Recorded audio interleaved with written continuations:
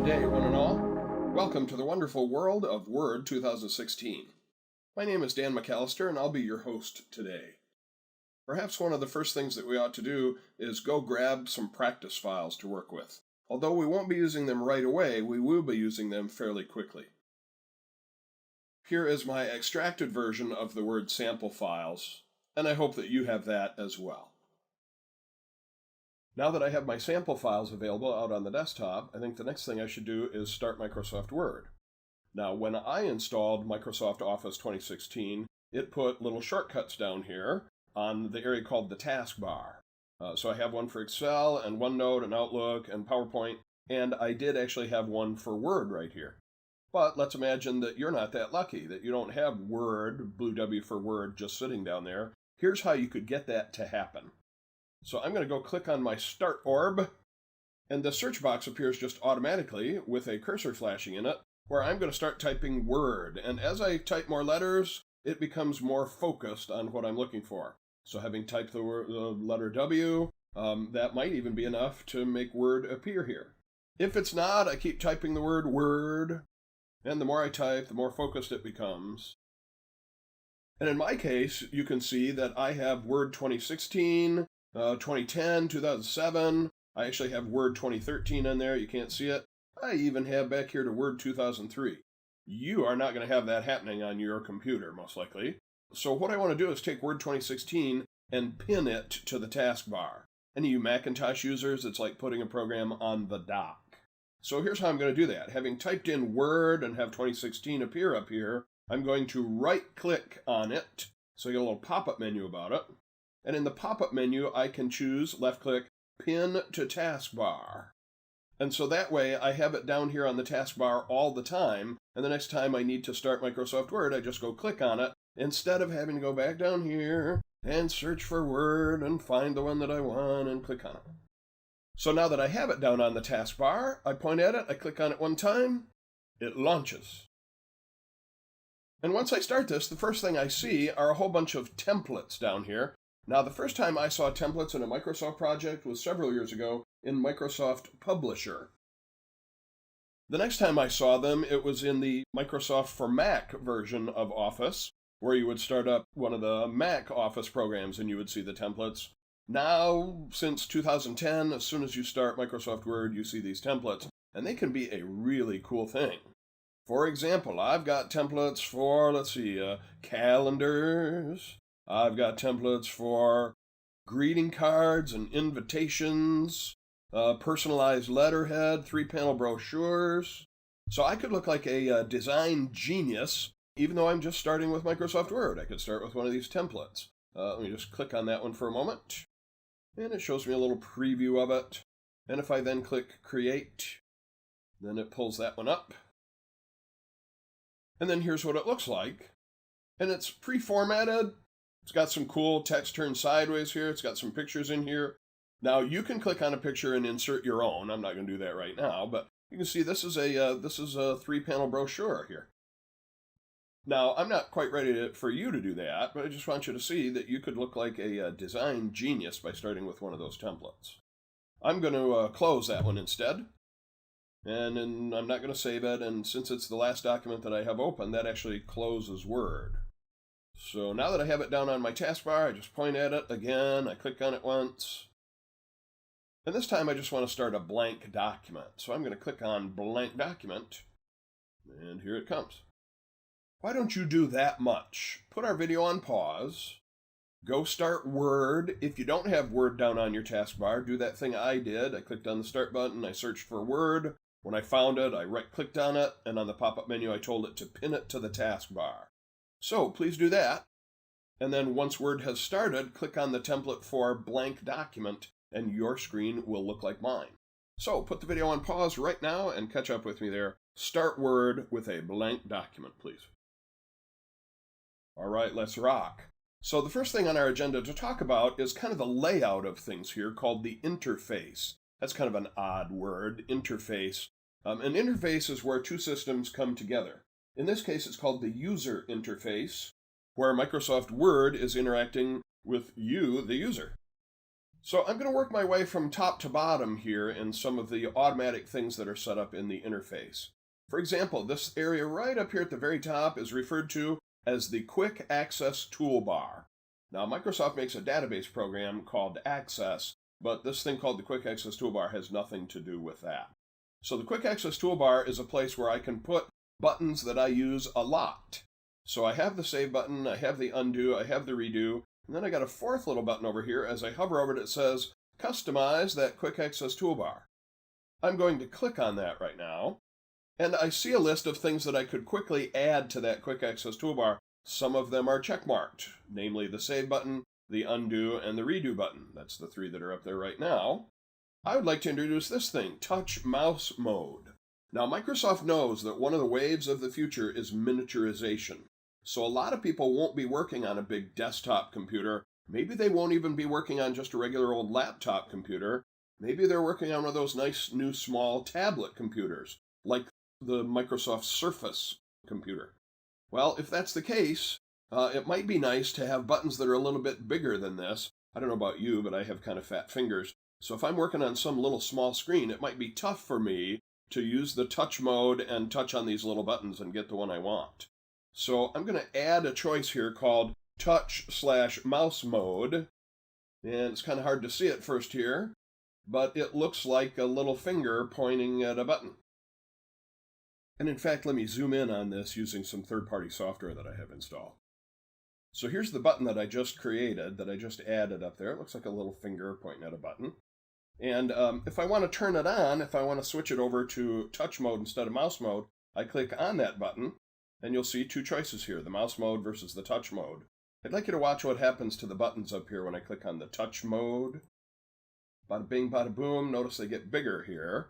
And that'll make it easier on one of those little tablet computers when I'm trying to use my fingers to touch on the screen and make things happen. The buttons get bigger, and that's going to make it easier for that.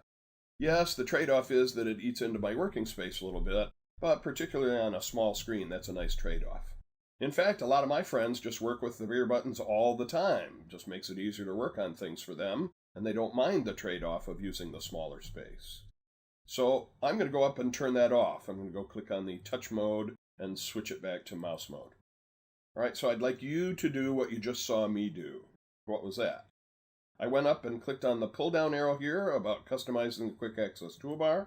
I turned on touch and mouse mode, and then I went and actually clicked on the button and changed it over to touch mode for a moment, and then I switched it back to mouse mode. So you go play with that for just a moment, turning on and off the touch mode versus the mouse mode, everybody. Have at it. Let's continue with our exploration of the interface. So far we've seen the Quick Access Toolbar up here at the top. Notice the Quick Access Toolbar also has the title bar, and I haven't saved this document yet, so it's got this generic name, Document 1. Right below the Quick Access Toolbar, we have what are called the Command tabs, File, Home, Insert, Design. Every time I click a Command tab, I get a new ribbon. So when I click on the Insert Command tab, I get the Insert ribbon. When I click on the Layout tab, I get the Layout ribbon. Now, as I go across the Command tabs, every single one of them produces a new ribbon. But there are times when I've seen people lose the buttons down here in the ribbon. And let me show you how that can happen, unfortunately, fairly easily. If I'm working in the Mailings tab, I see the Mailings ribbon. If I click on the Layout tab, I get the Layout ribbon. If I happen to double-click on the References tab, no problem, just produces the new References ribbon. But here's a very common mistake. If I point at the tab that's already active, and I happen to double-click on that, maybe I'm just getting twitchy-fingered. Holy cow, where'd all my buttons go? Now, in order to get that back, the first thing I'm going to think of is, I should probably go click on that again. And sure enough, when I do that, the ribbon reappears, but then as soon as I make a choice on the ribbon and click away, it disappears again. So some people like working in that kind of view because it gives them maybe an extra inch of working space up here towards the top. But it does kind of defeat Microsoft's purpose of taking the things that they think you'll use most often and putting them right in front of your face under the Home tab.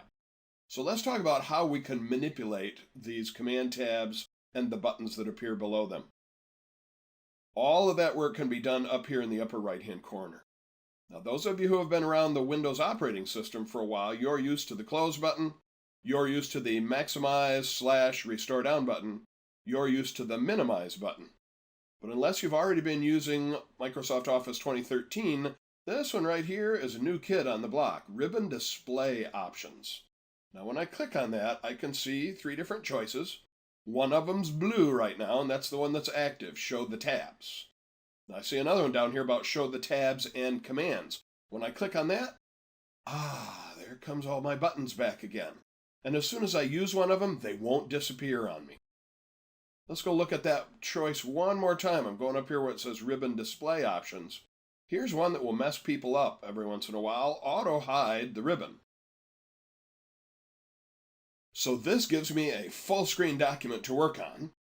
And then every once in a while, I need to make a choice in the ribbon. So how do I get it back? Well, I've got my close button here. I have a button that says Ribbon Display Options. And when I click on that, here's my old friend. I'm going to go back there and show the tabs and the commands. And life is good. So again, that's something that can happen by mistake if you happen to double click on the tab that's already active. Or you can do it on purpose by clicking on this button to look at all the different choices about how the ribbon could appear. Do you want to see the tabs? Do you want to see the ribbon at all? Do you want to see the tabs and the commands? So again, I'm going to suggest that you put our video on pause here for a moment and go up there and play with that button. First of all, work across the tabs that are in here, and then go up there and play with that button to see how you can hide the tabs, show the tabs, hide the commands, show the commands, hide the ribbon itself. So take just a moment, put our video on pause, and go play with that spot right there, everybody. All right, welcome back from your play with the information about the tabs and the ribbon. Next thing I'd like to talk about are these command tabs a little bit more. So far I've mentioned every time I click on a command tab, I get a new ribbon. Just some of the other terminology here. Inside the ribbon, you will see the buttons grouped into what are called groups of buttons. So for example, under my Home tab, I have the Clipboard group. I have the Font group. I have the Paragraph group. And then by hovering over each of the buttons, I can get them to tell me their names. And sometimes I'll even see a keyboard shortcut. For example, when I hover over the B, it says, that B stands for bold, and it says there's a keyboard shortcut, Control and B. Now I can either turn on the bold before I type or after I type. We'll be doing all of that pretty soon. So every time I click a command tab, I get a new ribbon. The ribbon is broken down into groups of buttons. Here's the Paragraph group, here's the Styles group, found under the Home tab, which produced the Home ribbon. And then every once in a while in one of these groups, they will give you one of these guys, a little down-pointing right arrow. When I hover over it, it gives me a way to further customize things that I'm seeing on screen. Its official name is a dialog box launcher. Sometimes at our company we call it the black hole in time, because when I click on it, very often I am taken to a window that I might recognize if I have been around Word for a long time, maybe back to the 2003 version of Microsoft Word. This used to be the way to modify my fonts. So again, pretty much every time you click on one of those dialog launchers, you will be going into an old school window, whether you realize it or not. Maybe you weren't using Word back in the day where this looks familiar to you, but just be aware that it's another way to do many of the same things that you have in the group of buttons up here. For example, I see this is the Paragraph group, and I've got stuff about adding bullets or adding numbers to my lines, indenting and outdenting, setting line spacing options. And if I click on the dialog launcher here, look, I've got left aligned, right aligned. I've got line spacing options in here. It's just another way to do several of the same jobs that are already available in the groups of buttons right up here. And sometimes there's extra choices in this dialog window that there isn't a button for up in the main part of the ribbon. So that's how you can get to the dialog launchers and just the terminology. The command tabs produce ribbons. Ribbons are broken down into groups of buttons. Many times the buttons have pull-down arrows with further choices. And every once in a while, they'll give you one of these dialog launchers that's a down-pointing right arrow. Continuing with our exploration of the interface, I would like to mention that one of these tabs is not like the others. One of these tabs is not the same. Come on, everybody. Oh, maybe we're not all Sesame Street fans. The tab that I'm talking about right now is the File tab.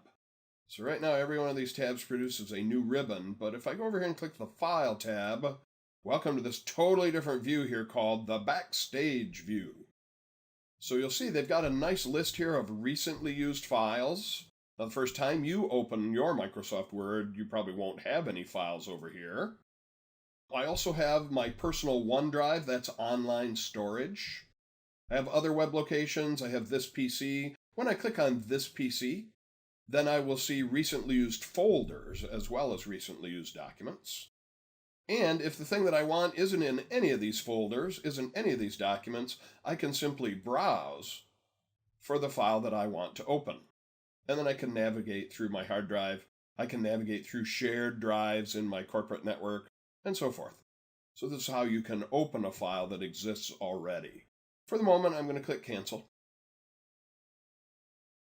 Now, Microsoft says this Backstage view is where you do things to your files rather than in them. And many of those things I see listed over at the left-hand side.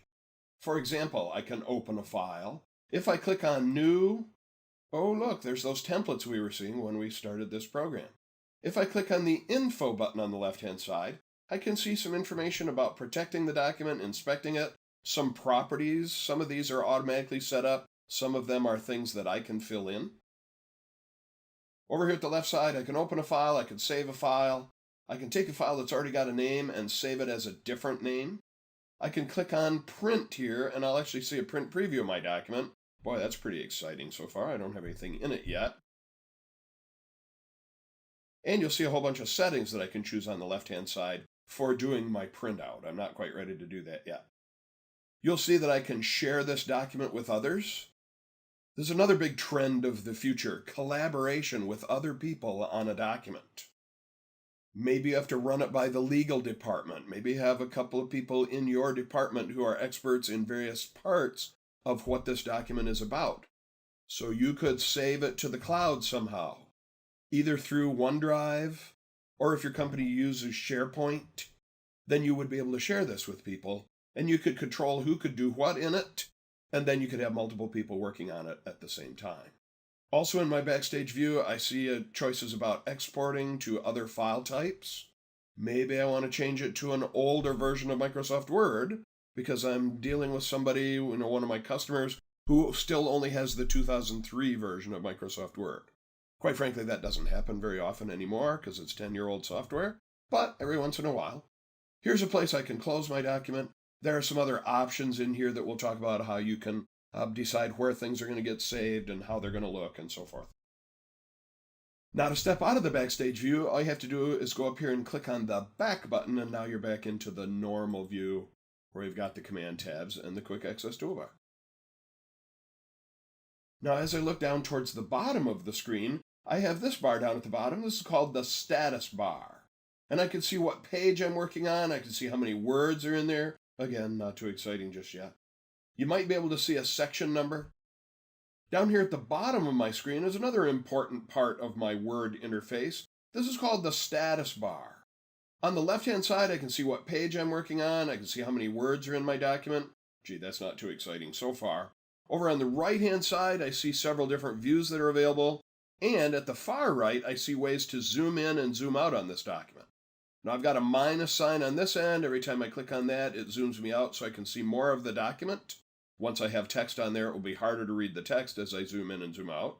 Over here on the right-hand side, I click on the plus sign. I can zoom in. You can even see percentages over here as to how much I am zoomed in. And you might notice this slider goes back and forth as I click the plus and minus signs. I can actually grab that slider and drag it left and right.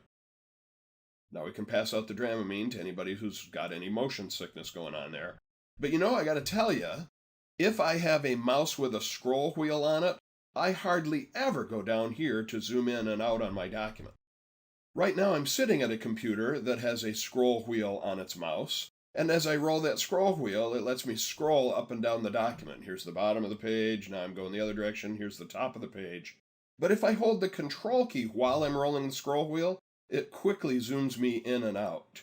And this is not just a Word thing. This happens all across the Office suite and in a lot of different programs, maybe even several of the programs on the Adobe side. And by using Control and the scroll wheel, I don't have to get down to some little 1/8 of an inch thing down here in the bottom right corner to be able to zoom in and out. Now pretty soon we're going to start entering text, and then we'll need to start talking about formatting various things. Now we're going to be discussing things that will format the entire document, or just a paragraph, or just a word, or words and sentences and paragraphs that I have pre-selected. But let's start out with kind of a big thing here. Let's talk about something that will affect the entire document. And this is going to be available under the Layout tab. So I'm going to click the Layout tab, producing the Layout ribbon. And one of the things that I get to choose in there is the orientation of my paper. Now right now I'm going to use the Control and scroll wheel method for zooming out, so maybe I can see the entire page here. And then under my Layout tab, I'm going to click on the orientation of the page. And I get two choices. Right now I'm in portrait orientation. I have another one called landscape orientation that turns the paper sideways. Now this depends on what kind of a document I'm trying to create. For example, maybe a certificate of completion, I'd like to have it sideways with really big letters on it. But maybe for a business letter, I'd like to have the orientation in portrait orientation so that I can do my typing and it will look more like a business letter. One of the other things I can change in here is the actual paper size itself. And of course that means that I have to have a printer that will print on these various sources. Legal size, executive size. So let me zoom out a little bit more here so that we'll be able to really see the differences. When I change the paper size to legal, for example, you can see it got quite a bit taller all of a sudden. And if I turn that one to landscape orientation, now notice that there is a trade-off. When I go to landscape orientation, I gain width, but I lose height. So, pay attention to that. That will be part of the thing that you'll want to set up probably before you start typing. You can change it afterwards, but it's better to plan ahead as to what you want this thing to look like. So I'm going to go back to the 8.5 by 11 letter paper size, and I'm going to go back to the portrait orientation. Why don't you just take a moment, put our video on pause, and play with that for a minute. That was under the Layout tab, and we were changing the paper size and the orientation. So put our video on pause and then come on back and we'll continue with this discussion. All right, welcome back. It's time to get in and get our hands dirty. So I'm going to be zooming in so that when I type stuff, I'll actually be able to read it. And maybe there's going to be a memo to people in a particular department. So I'm going to start typing that. M-E-M-O. I'm holding the Shift key to get all capital letters. And then once I'm done typing that, I hit the Enter key and it will jump down to the next line. And then maybe this is going to be who I'm sending it to. I'm going to say it's to the people in the training department. I'm going to hit the Enter key. It jumps down and starts another new line. I'm going to put in who it's from. Every time I hit the Enter key, it jumps down and starts a new line. You'll see that there's some nice line spacing, makes things a little bit easier to read, not all clumped up. Now, every once in a while, I'll forget to put something in. Now, you may have noticed every time I hit the Enter key, the cursor, that's the name of that flashing thing there, jumps down and starts a new line. But there are times when I want to take stuff that I've already typed and kick it farther down the page, and this is going to be one of those cases. So to do that, I'm going to click right up here to put my flashing cursor in front of the word to, and when I hit the Enter key, it takes everything following that cursor and kicks it down. And then I can hit the up arrow and I could put in today's date. By the way, any of you who love keyboard shortcuts, Microsoft Word has a nice keyboard shortcut for putting in today's date. It is Alt and Shift and D for date. So right now I'm holding the Alt and the Shift, and while I'm holding them, I'm tapping D for date, and lo and behold, there is today's date filled right in there. So I think this would be a good place for you to put the video on pause and do what you just saw me do. Remember, I typed the word memo, I hit the Enter key, I put in the to line, I hit the Enter key, I put in the from line, I hit the Enter key, and then to move the word to, I click to put my cursor just in front of it, I hit the Enter key to kick it down, and then to fill in the date. Does anybody remember what the keyboard shortcut was for the date? Right now, I hope some of you are shouting, "Why, Dan, it's Alt and Shift and D." Right? It's your turn to try that. So put the video on pause. Catch up with me, everybody. Welcome back. I'm hoping you're having some fun learning how to set up your text. So next thing I'm going to do is click right after my name, and I'm going to get the cursor to kick down the page. Now, if I try to hit the down arrow key, it will only go as far as where I've hit enter so far. And then if I needed to go even farther down, then I need to hit enter more times. I'm going to leave a little bit of extra space by hitting the enter key one more time. And now I'm going to start my memo. But I think I'd like to be able to read it a little bit better, so I'm going to zoom in. Maybe I'll go down here and click my plus sign a couple of times. Maybe I would use Control and the scroll wheel.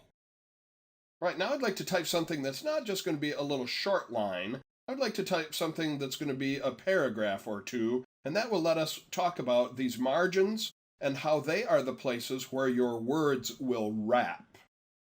Now, this is not like Rapper's Delight or something like that. Boom, boom, boom, This is just W-R-A-P, the words wrapping inside the margins. Here we go. So this is a memo to my training department, and it's going to talk about how we teach about Word when we first started up. So when teaching about Word 2016, we want to do this thing, we want to do that thing. So I'm just going to keep typing, and you're going to see the word wrapping happen. When teaching about Word 2016, start with the interface. Talk about the quick access toolbar, the ribbon, the bottom status bar, and how to turn on the rulers. Now you notice how it just automatically word wrapped right there. I did not hit the enter key to start a new line. So that's an example of word wrapping. Let me zoom in on that a little bit more so you have a better chance of reading it. Maybe even a better chance of reading the whole thing. So I'd like you to catch up with me. Do what I have done. Type this paragraph so you can see it word wrapping in there. And then we'll come back and work together on some more. So far we've been talking about entering text. But sometimes you realize you've made mistakes, or you've forgotten something, or you should have used a different word somewhere. So now we're going to start talking about editing text that exists already. So for example, maybe I would like to get rid of the word Dan and replace it with something longer. So one of the ways I can do this is to click to put a cursor right after the N in Dan, and maybe hit the backspace key to take those letters out one at a time. And then in their place, I will type in Daniel and add my middle name, James. And you'll see as I do that, the words that are there already, they just move over and make room for that. So that flashing thing is called the cursor, or another name for it is the insertion point. And you've just actually seen why they might call it the insertion point. Now, that's one way to do that, erasing one thing and then typing another thing in its place. But we have a little saying around here. We say, you need not erase to replace. So maybe, for example, I want to replace the word word with something more general, talk about not specifically Word 2016, but the whole Office suite when teaching about Office 2016. So here I'm going to talk about you need not erase to replace. I'm just going to select the word word by dragging across it, and then in its place, I'm going to type the word Office. And you'll see how it just automatically puts that word right in there. And any word wrapping that's going on at the end of the line is just going to automatically take over and wrap down to the next line. Now maybe I'm realizing that not everybody's going to know what the QA toolbar is, so maybe I need to spell that out. Quick Access Toolbar. So I'm going to click to put my flashing insertion point right there, and I'm going to start typing the rest of the word quick. Leave a little space. Hit the right arrow key to move past the A and add the word access. By the way, that has nothing to do with the database program called Microsoft Access. It's just the official name for this area right up here called the Quick Access Toolbar. All right, so you can see how it automatically rewraps the words as we do that. So why don't you just take a moment and go in and try some of the things you just saw me doing. I erased a word and then typed another word in its place. And then I went and selected a word and typed another word in its place without deleting it first. So put our video on pause, go do that just a little bit. Maybe you're typing something different than what I'm typing. That's fine, that's okay. You can work on the kind of memo that you would be writing, and that way you're practicing stuff that would be more familiar. So put our video on pause, take just a moment, play a little bit with the editing. Erase something and type something else in its place, and then try one where you select a word and type another word in its place without erasing first. So put our video on pause and try that. Welcome back. Let's continue typing. So I'm going to click right here after the word rulers, or whatever is your last word. Hit the enter key a couple of times, and then let's put in a closing. How about sincerely, enter key, and then fill in your name.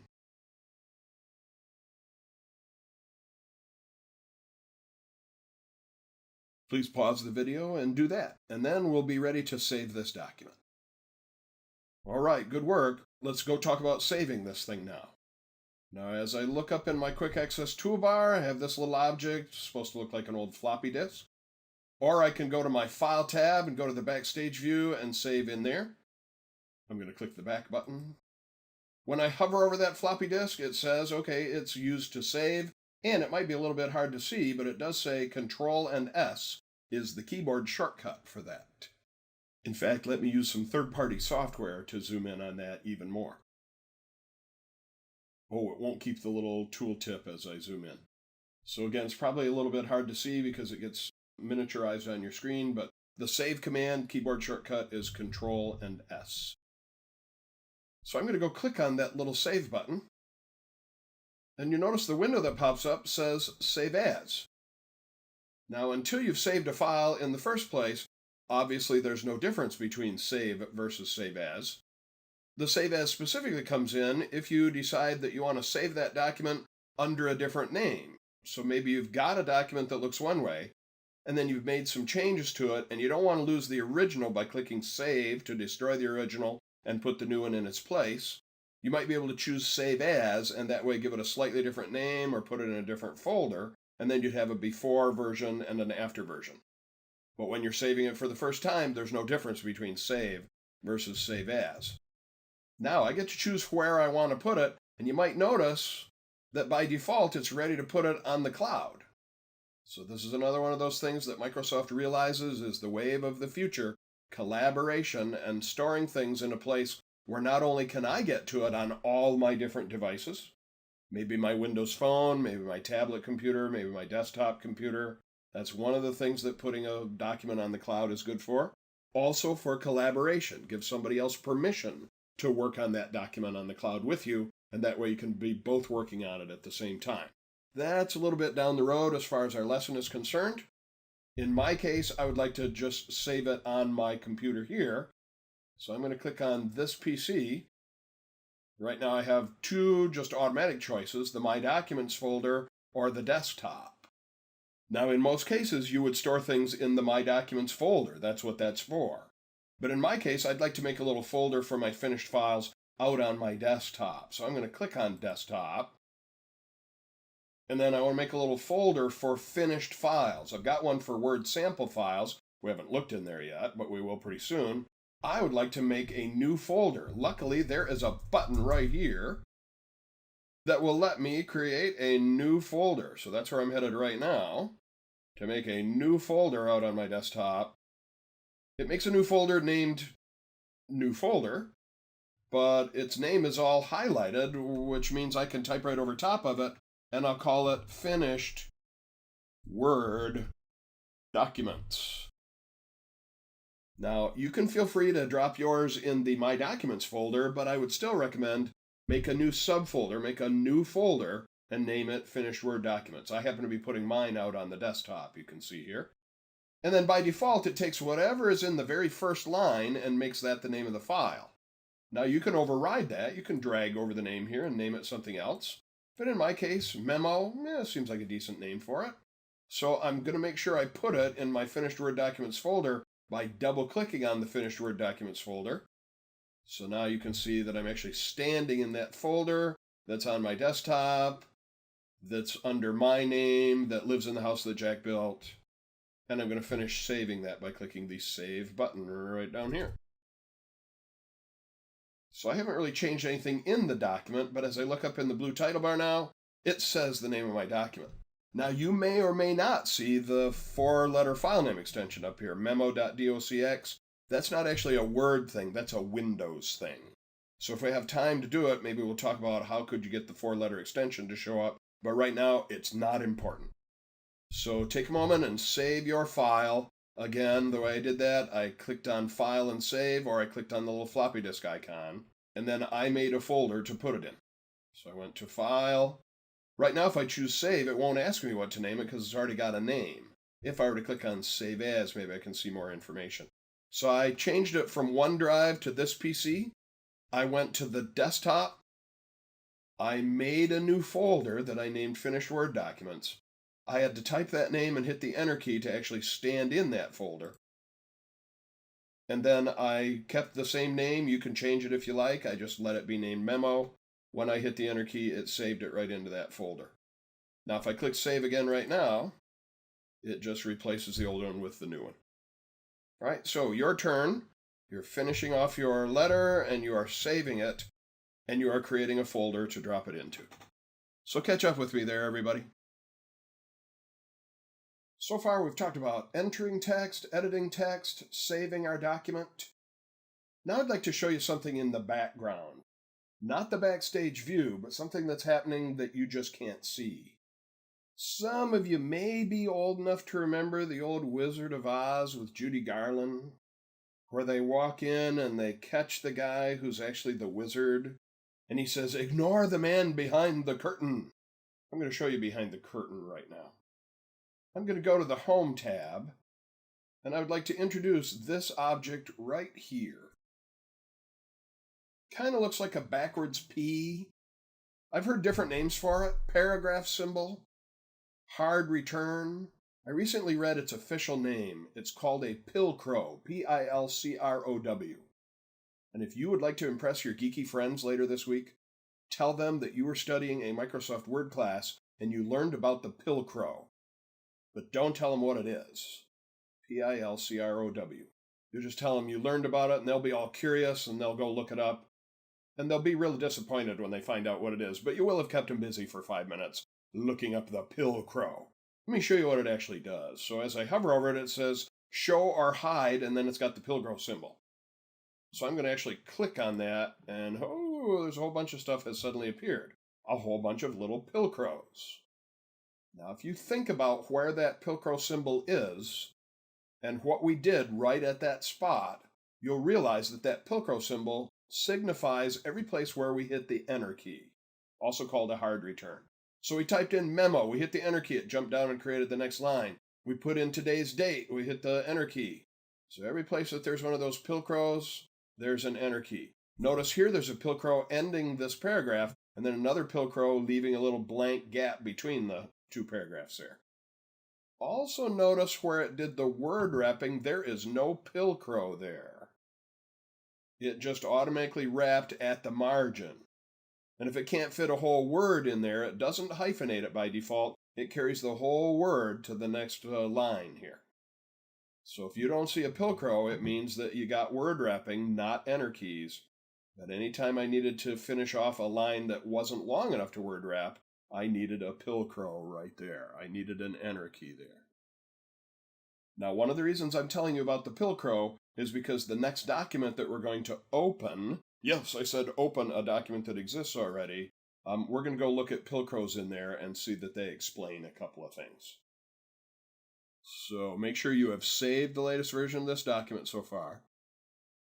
And then let's go open a document from things that we downloaded earlier. So you can leave this document open, and I'd like you to just watch first. I'm going to go up and click on the File tab to go to that Backstage view. In here, I'm going to tell it I don't want a new document. I want to open a document that exists already. So I'm going to click the Open command. Here I am back at that same window. This looks very much like my Save window, only now you can see I am opening a document, not saving it. And the document I want to open is on this PC. It's not on the cloud. I'm going to click on this PC. Now again, that gives me certain folders that I've been to recently, including the My Documents folder. but we haven't actually stored anything in the My Documents folder. So instead, I would like to be able to get out to the desktop. Now, I might be able to find that by scrolling down in this list of places that I've worked recently, but I can actually make that job a little bit easier if I just go down here and click on the Browse button. So when I click on Browse, it assumes I want to work on my PC. And the first place mine is looking is the finished Word documents, because that's the last place I was working. But that's not where I stored my downloaded files. I put them in a folder out on my desktop. So I'm going to grab this scroll box right here and scroll up so that I can go to my desktop. And then inside there, I'm going to go find my Word sample files. Now, I don't know how many of you work in a corporate location where you often have a shared folder where you interact with files that are used by everybody. Maybe that's an H drive or an N drive or an S drive. And sometimes you have to go to that drive, and then you have to go into a folder, and then you have to go into a little subfolder. I'm going to show you a way that you can make life easier for those kind of things. It's not going to make life a lot easier for us because I'm only saving myself one step, but I want you to notice this area over here called the Favorites area. Anything that I put over there, I can get to with a single click. For example, maybe I would like to be able to get to my Word sample files for any time I need to open one of these downloaded files. So I'd like you to watch my screen. I'm going to grab the Word sample files and I'm dragging it to the left. And at first I get this little red Ghostbusters slash there. But if I'm just brave, the Ghostbusters slash will disappear. And then I can make sure to drop it between folders over here. I want to be careful not to drop it on a folder. Otherwise, I'm not actually making any kind of quick shortcut. I just put it from one folder to another. So I'm looking for this little horizontal line. I let go, and now I have a quick way to get to my Word sample files. That'll be handy for opening files. And then I've also got my folder here about finished Word documents, and that'll be handy when I'm saving files. So I'm going to drag that one over to my favorites area as well. So I'm going to have my Word sample files there. I'm going to have my finished Word documents there. And then I'm going to go click on Word sample files. So why don't you put the video on pause and do what you just saw me do. Let me remind you of how I got to that whole thing here, and then it's going to be your turn to try it. So I'm working on this document, but I want to open a different one. So I'm going to go to the File tab. I'm here in the Backstage view. I'm going to click on Open a Document. I'm going to navigate by browsing on my own computer. I'm going to head to, at first, I had to go to my desktop to be able to see the folder called Word Sample Files. And then I grabbed that folder and dragged it over here and dropped it in my favorites area. And then I grabbed the finished Word document folder and dragged over here and dropped it in my favorites area. So go join me when you come back. We'll all be sitting right here ready to open the next document. So put the video on pause and do those things. Make a couple of folders over there in your favorites area, and then we'll pick up right here. All right, good work, everybody. And just be aware, anytime that you miss a step, you can always rewind the video a little bit if you need to. All right, so now that I've got a couple of things over here in my favorites area, I'm going to go over here to my Word sample files. And then on the right-hand side, on this alphabetized list, I'm going to scroll down to find one named Practice Large Document. And once I find that, I'm going to point at it. I could click on it once and then click Open. Or if you got a good steady hand, you can point at Practice Large Document and just double-click on it. Tap, tap. And it should pop open looking like this. Now you notice it looks a little bit funny here. That's because we opened a document that we downloaded from the web, and it's not considered a trusted location.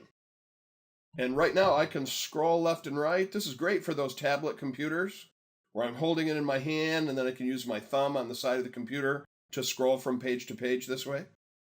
But I won't be able to edit it. In order to do that, you can see up here in the yellow bar, Protected View, be careful, are you really sure you trust this? And if I want to be able to change anything in it, I have to click on Enable Editing. And now it looks a little bit more like a regular document. And because I've got the Pilcrows turned on, I can actually see a bunch of those there.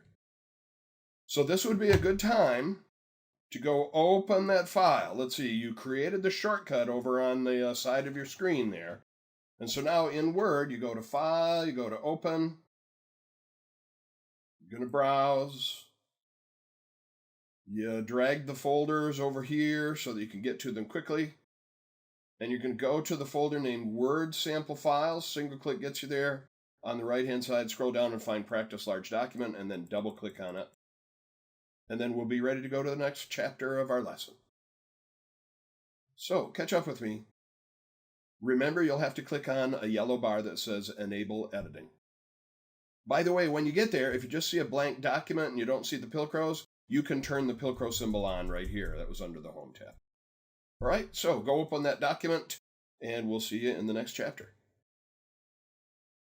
So here we are looking at our document, having clicked on Enable Editing. And if you haven't turned on the Pilcrows, do that now. And so now if I start using my scroll wheel to scroll down, I can see I've basically got a blank page. And then I have a title, and then another title, and then paragraphs. By the way, when I mention the word paragraph, what I'm talking about is everything between Pilcrows. So here's a Pilcrow, and here's a Pilcrow. Everything between there is a paragraph, according to Microsoft Word. Now, sometimes paragraphs are very short. Here's a Pilcrow, and here's a Pilcrow. This is a 4-word paragraph. This is a, 30-word paragraph, and so forth. As far as Word is concerned, a paragraph is everything between the Pilcrows, not just you switching gears and talking about a different subject. And that's going to be really important when we start talking about formatting, because when we talk about formatting a paragraph, we are talking about formatting everything between the Pilcrows. All right, having said that and beaten that horse to death, let us scroll to the top of the document where you see all these Pilcrows. And what I want to do is remove them. I want to remove those Pilcrows and this page break. Now, one of the ways to do that would be to hit the delete key over and over again. Here I'm tapping the delete key. That got rid of one of my Pilcrows. Here I'm tapping the delete key again. That got rid of one of my other Pilcrows. But we've also seen that you can drag to select text and tap the delete or backspace key just once and erase all those things at once. So that's what I'm going to do right now. I'm going to drag to select the Pilcrows. I'm dragging straight down and straight down to include the page break. And then tap the delete key. And all the rest of it moves right up there. Your turn to try that. So put the video on pause.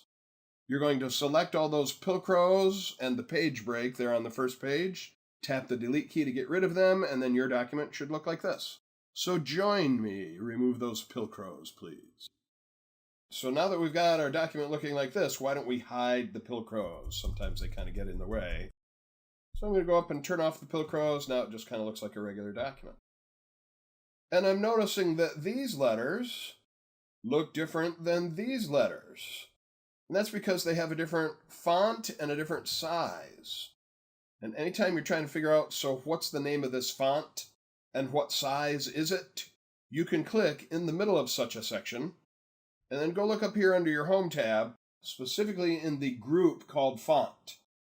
In this case, I can see that the name of this font is Arial, and that its size, right over here, measured in 70/2 of an inch, called points, 14 70/2 of an inch, 14-point tall font. When I click down here on Food for Your Mind, same thing, Arial font, 14-point size. But I can see that things are different down here in this paragraph. When I click down there, gee, what font is being used down there and what size is it? Look at my screen, answer the question before I tell you. Right, the font is named Times New something, kind of hard to tell exactly what that is, and the size is 12. So you notice these letters are not as tall as those, because those ones up here are 14 size, and the ones down here in this big paragraph are 12 size. So why don't you put our video on pause for just a second, try that little trick, click in the midst of a bunch of letters, look to see what font and what size it is, and then click down in the paragraph down here and notice that it is a different font and a different size. So put our video on pause and catch up with me in that discussion. Now, this document, you can see its name up in the title bar, Practice Large Document. I also see the words Compatibility Mode. Maybe more information than you need to know right now, but anytime you see the words Compatibility Mode, it means that that document was created in an older version of Microsoft Word, either the 2003 version or even earlier. Anytime you see that thing up there in the title bar that says Compatibility Mode, that's what it means. Now, you'll never ever have a problem using the new program to look at a file created in the older version of the program. The problem would happen is if you made this document in the new version of the program and then emailed it as an attachment to somebody who was still using Word 2003, they wouldn't be able to open that document. So you never have a problem using the newer program on an older file type. That's the good news here. We're going to be using this document through several of our lessons. So what I'd like to do right now is make a copy of this document by using the Save As command. And in this case, not only am I going to change the name of the file, but I'm going to change the folder that it's in. Right now it's in the downloaded folder. I would like to make a copy of it in our finished files folder. So here we go. I'm going to go up to my File tab, and this time I really need to choose Save As. If I click on Save, or if I click on the little floppy disk icon, all I will be doing is saving it under the same name in the same place. There is no little quick button up here for Save As. There is a keyboard shortcut for it if you care. It's the F12 function key. I'm not going to use that right now, but I'll just keep tossing in these keyboard shortcuts. Again, F12 is Save As. So instead, I'm going to click on the File tab. Here I am in the Backstage view. I'm going to click on Save As. I'm going to browse. Now notice that by default, it's ready to put it back where I opened it from, the Word sample files. I actually want to put it in my finished files folder. Luckily, I have a nice little shortcut for that over in my favorites area. So I'm looking for my finished Word documents folder. I click on it. And then down here, I'm going to change its name from Practice Large Document to Working Large Document. That is, I'm dragging across the word practice and replacing it with the word working. Hey, I'm not actually in the document. I am naming the document, but that same method for selecting one thing and typing in its place, hey, that works here as well. Again, don't worry if you don't see the .docx on the end of that. It's too early to talk about that. Don't worry about it if you don't see it. All right, so I'm changing its name to Working Large Document. I'm changing where I'm going to put it. I brought it in from Word sample files. I'm now saving it in finished Word documents, and I finish that off either by hitting the Enter key or clicking the Save button. And you may notice on my screen right now, let me magnify that, I'm getting a little notice that says your document will be upgraded to the newest file format, which means I won't be working in compatibility mode anymore. Now, if what I want to do is edit this document and then send it back by email attachment to somebody who is still using 2003 version of this, then you can see I would need to make a change here. Instead of choosing OK, I would have to do this. Now watch my screen for just a moment. I'm not going to have you do this, but here's what I would have to do. I'd have to click on Cancel. And then right down here where it says it's going to save it as a Word document, this is a list box. Here's a list arrow here. If I click in that list box, one of my choices is to save it as a Word 97 to 2003 document. And again, you might not see the file name extensions on the end of your documents, but a 2003 file would end in .doc, whereas a normal now Word document would be .docx. By the way, if you don't see any year number attached to that, you're supposed to just understand that means the squeaky, shiny new version of that. Okay, so I'm backing out of there. I am going to save it as a Word document, which is the default choice. And I'm saving that over here into my finished Word documents. And I'm changing its name from Practice Large Document to Working Large Document. So I'd like you to do the same.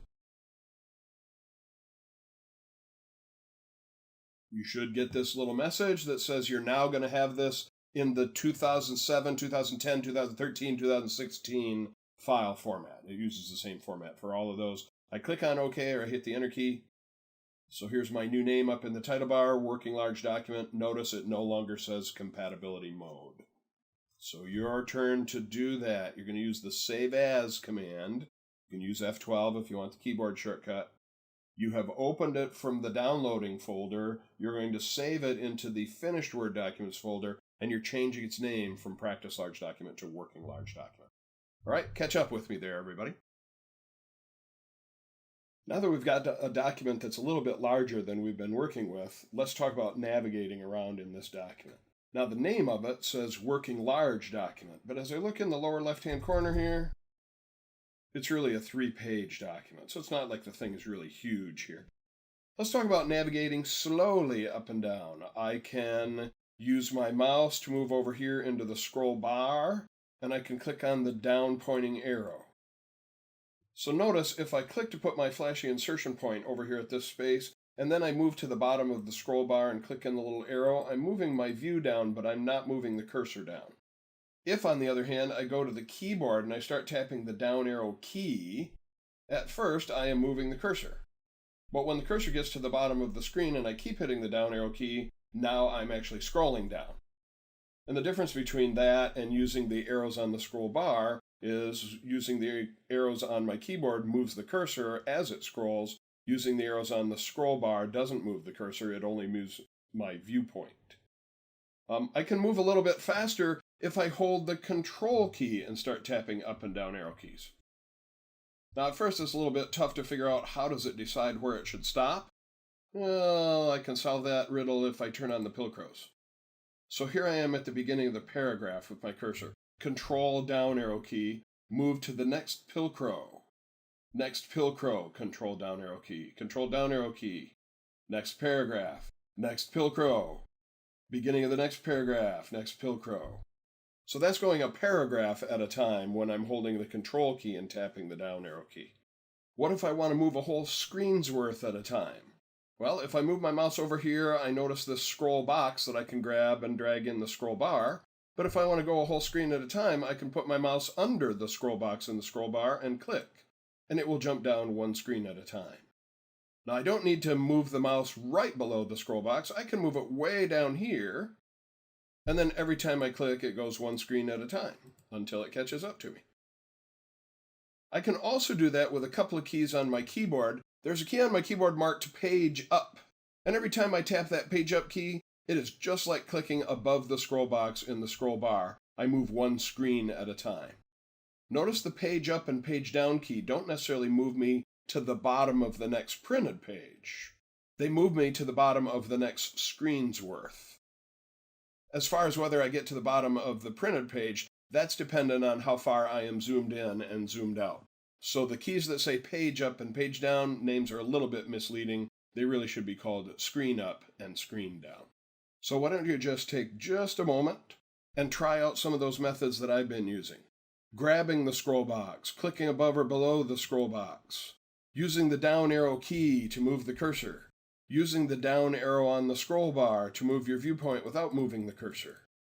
Control and up arrow, control and down arrow to move one paragraph at a time, and then the page up and page down keys to move one screen at a time. So please put your video on pause and try each of those things that we've been talking about. Then when we come back, I'm going to start talking about moving within a paragraph. All right, I'm rolling the scroll wheel to move my mouse up into one of the bigger paragraphs up here, and I'm just going to click to put my cursor right in the middle of a line. You can see my cursor. Remember, it's also called the flashing insertion point. So there's my cursor sitting right there. Now, if I use arrow keys to move up and down, left and right, we've all done that. But I'd like to start talking about a key other than arrow keys that lets me move around in a line. For example, I see a key marked Home. When I tap the Home key, can everybody see what that did with my cursor? It's all of a sudden right over here at the beginning of a line. There's my cursor. It's not flashing when I zoom in with my third-party flashing software there. So that was the Home key. Moves me to the beginning of a line. Moving this way with the arrow key, tapping the Home key. There I am at the beginning of the line. There's another key, usually real near my Home key, marked End. And if I tap the End key, notice my cursor is now over here at the right end of the line. So Home moves me to the left, End moves me to the right. Now, what if I want to move all the way to the beginning of the document? Well, I can add the Control key. So I'm holding the Control key and tapping the Home key. Boop! There I am right in the upper left-hand corner of the first line. Let's see, so there was Home and End. That was Control Home. How do you suppose I could get to the very end of the document? Hopefully somebody's saying, well, maybe that would be Control and the End key. I'm going to do that right now. Holding the Control. While I'm holding Control, I'm tapping the End key. Bang! There I am right at the last page. I am now at the bottom of page 3 of 3. So I'd like you to try that. You're going to click in the middle of a line. You're going to test the home key, which goes to the beginning of the line. You're going to test the end key that goes to the end of the line. You're going to try control home that goes to the beginning of the document. You're going to try control end that goes to the end of the document. Try that out for a couple of seconds. Put our video on pause. When we come back, we're going to start talking about selecting objects. Now, one of the ways to select objects, why don't I go to the beginning of my document here? What keyboard combination did I just do to get there? Hopefully you're saying, why, Dan, you fool, can't you remember anything for 2 seconds? That must have been Control and Home, and you would be right. I'm going to turn off the Pilcrows here. And this time I want to select text. Now, pretty much everybody knows that you can grab your mouse and drag sideways across text. You can drag up and down across text. Using that method, you don't always have to drag to the right and down. You can drag up. You can drag up and to the left. Notice you can move up or down, but not both. From the place that I started, I can move up or down, but not both. A couple other ways that I can select text. If I want to select a whole line, I can move my mouse out into this margin. Now, most of the time when I see an arrow, it points up and left. But notice out here in the margin, it points up and right, and that has a significance. When I click with the up pointing right arrow, it selects that whole line. Doesn't stop at the end of the sentence. It goes to the end of the line. If I move down and then I hold the mouse button down as I'm dragging, I can select several lines at once, either up or down, but not both. So this time I'm not starting in the middle of the line, this time I'm starting out in the margins to drag up or down, to select entire lines, multiple lines. And if I wanted to select an entire paragraph, I can move out here, just make sure I'm at the beginning of the paragraph, and drag straight down, and if I keep dragging down off the bottom, it begins scrolling up to me. So these are ways to select large blocks of text. By the way, there's a way to do that through the keyboard as well. While I'm mentioning it here, remember how I could use down arrow keys to move my mouse one line at a time, or control down arrow key to move one paragraph at a time?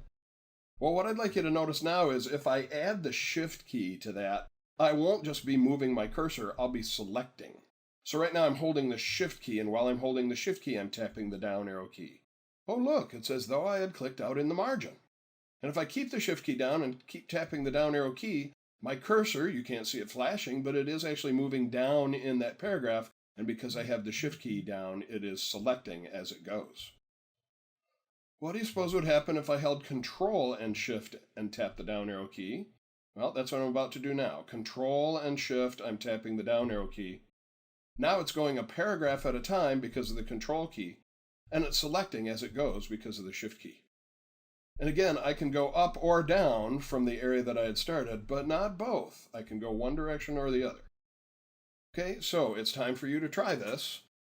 It's just like the navigating was, only we're adding the Shift key. You can either drag up and down within a paragraph, you can click to get a whole line, you can click and drag to take more than one line.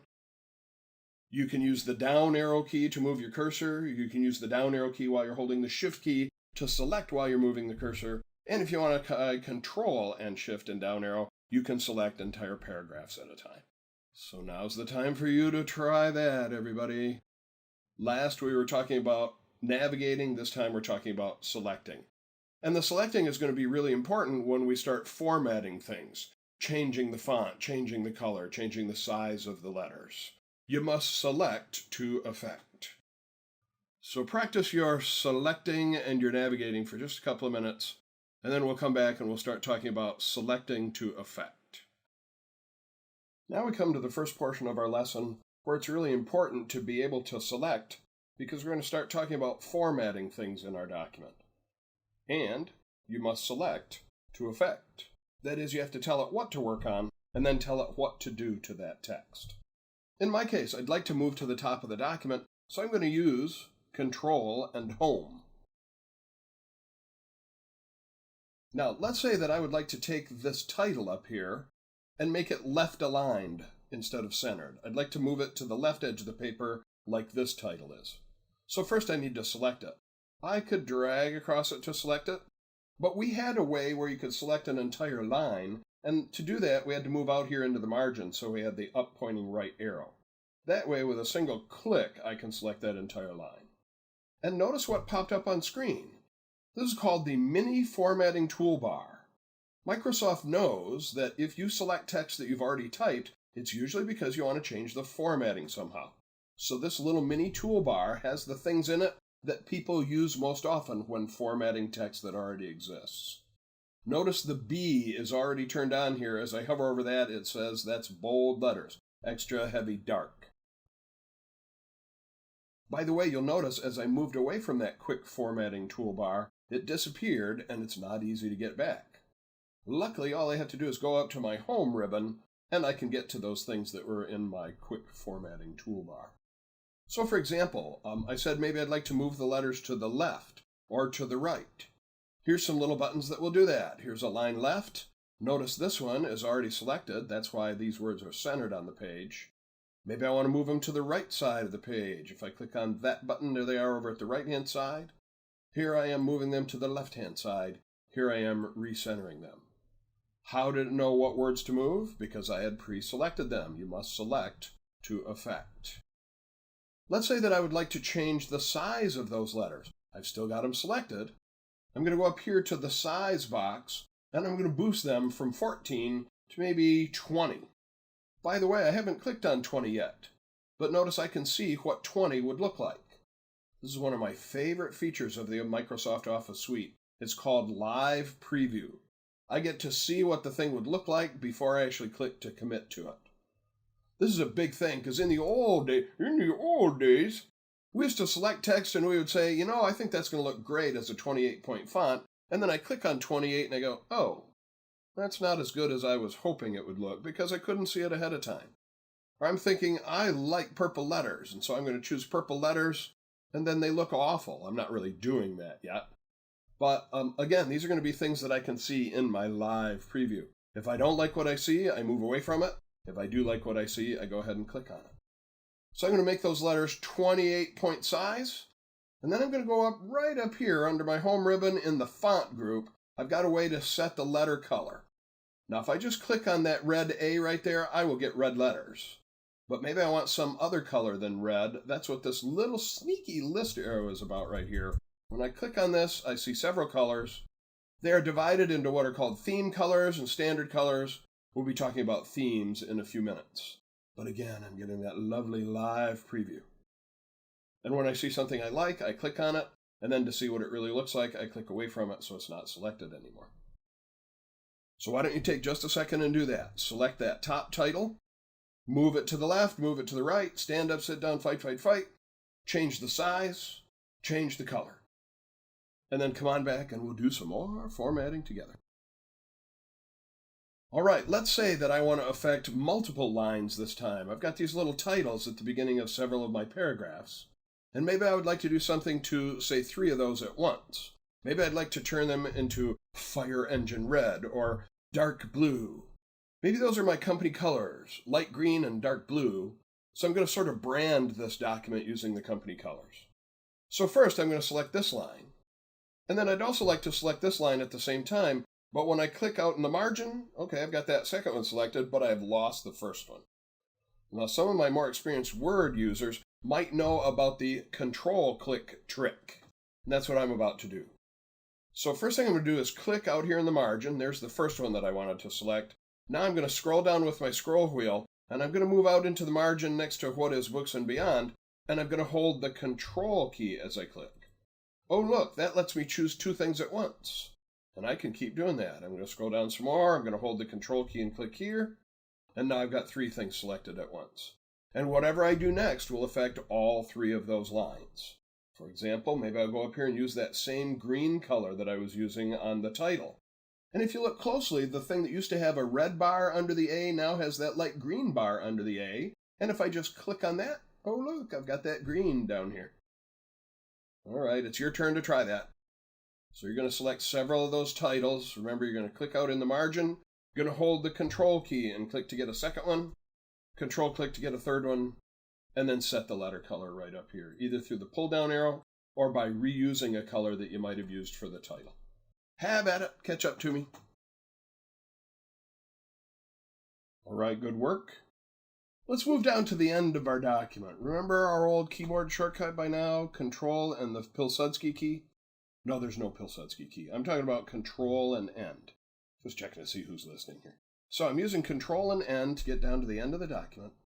And let's say that what I would like to do down here is change the font of this last paragraph. So I'm going to select the whole paragraph. Yes, I could drag from end to end, or I could move out in the margin and drag downward or drag upward, select that whole paragraph. There's a couple other keyboard ways to do that, but I don't want to overwhelm you with things. And what I'd like to do here is change the font. Right now it's Times New Roman. But maybe I'd like it to look like an old school typewriter. The usual font on an old school typewriter is called Courier, Courier. Word has a font called Courier New, and I'd like to choose that. So I'm moving up either to my quick formatting mini toolbar, or I can move up to my home ribbon, and I'm going to click on the pull down arrow in this list of fonts. And man, what a list we have.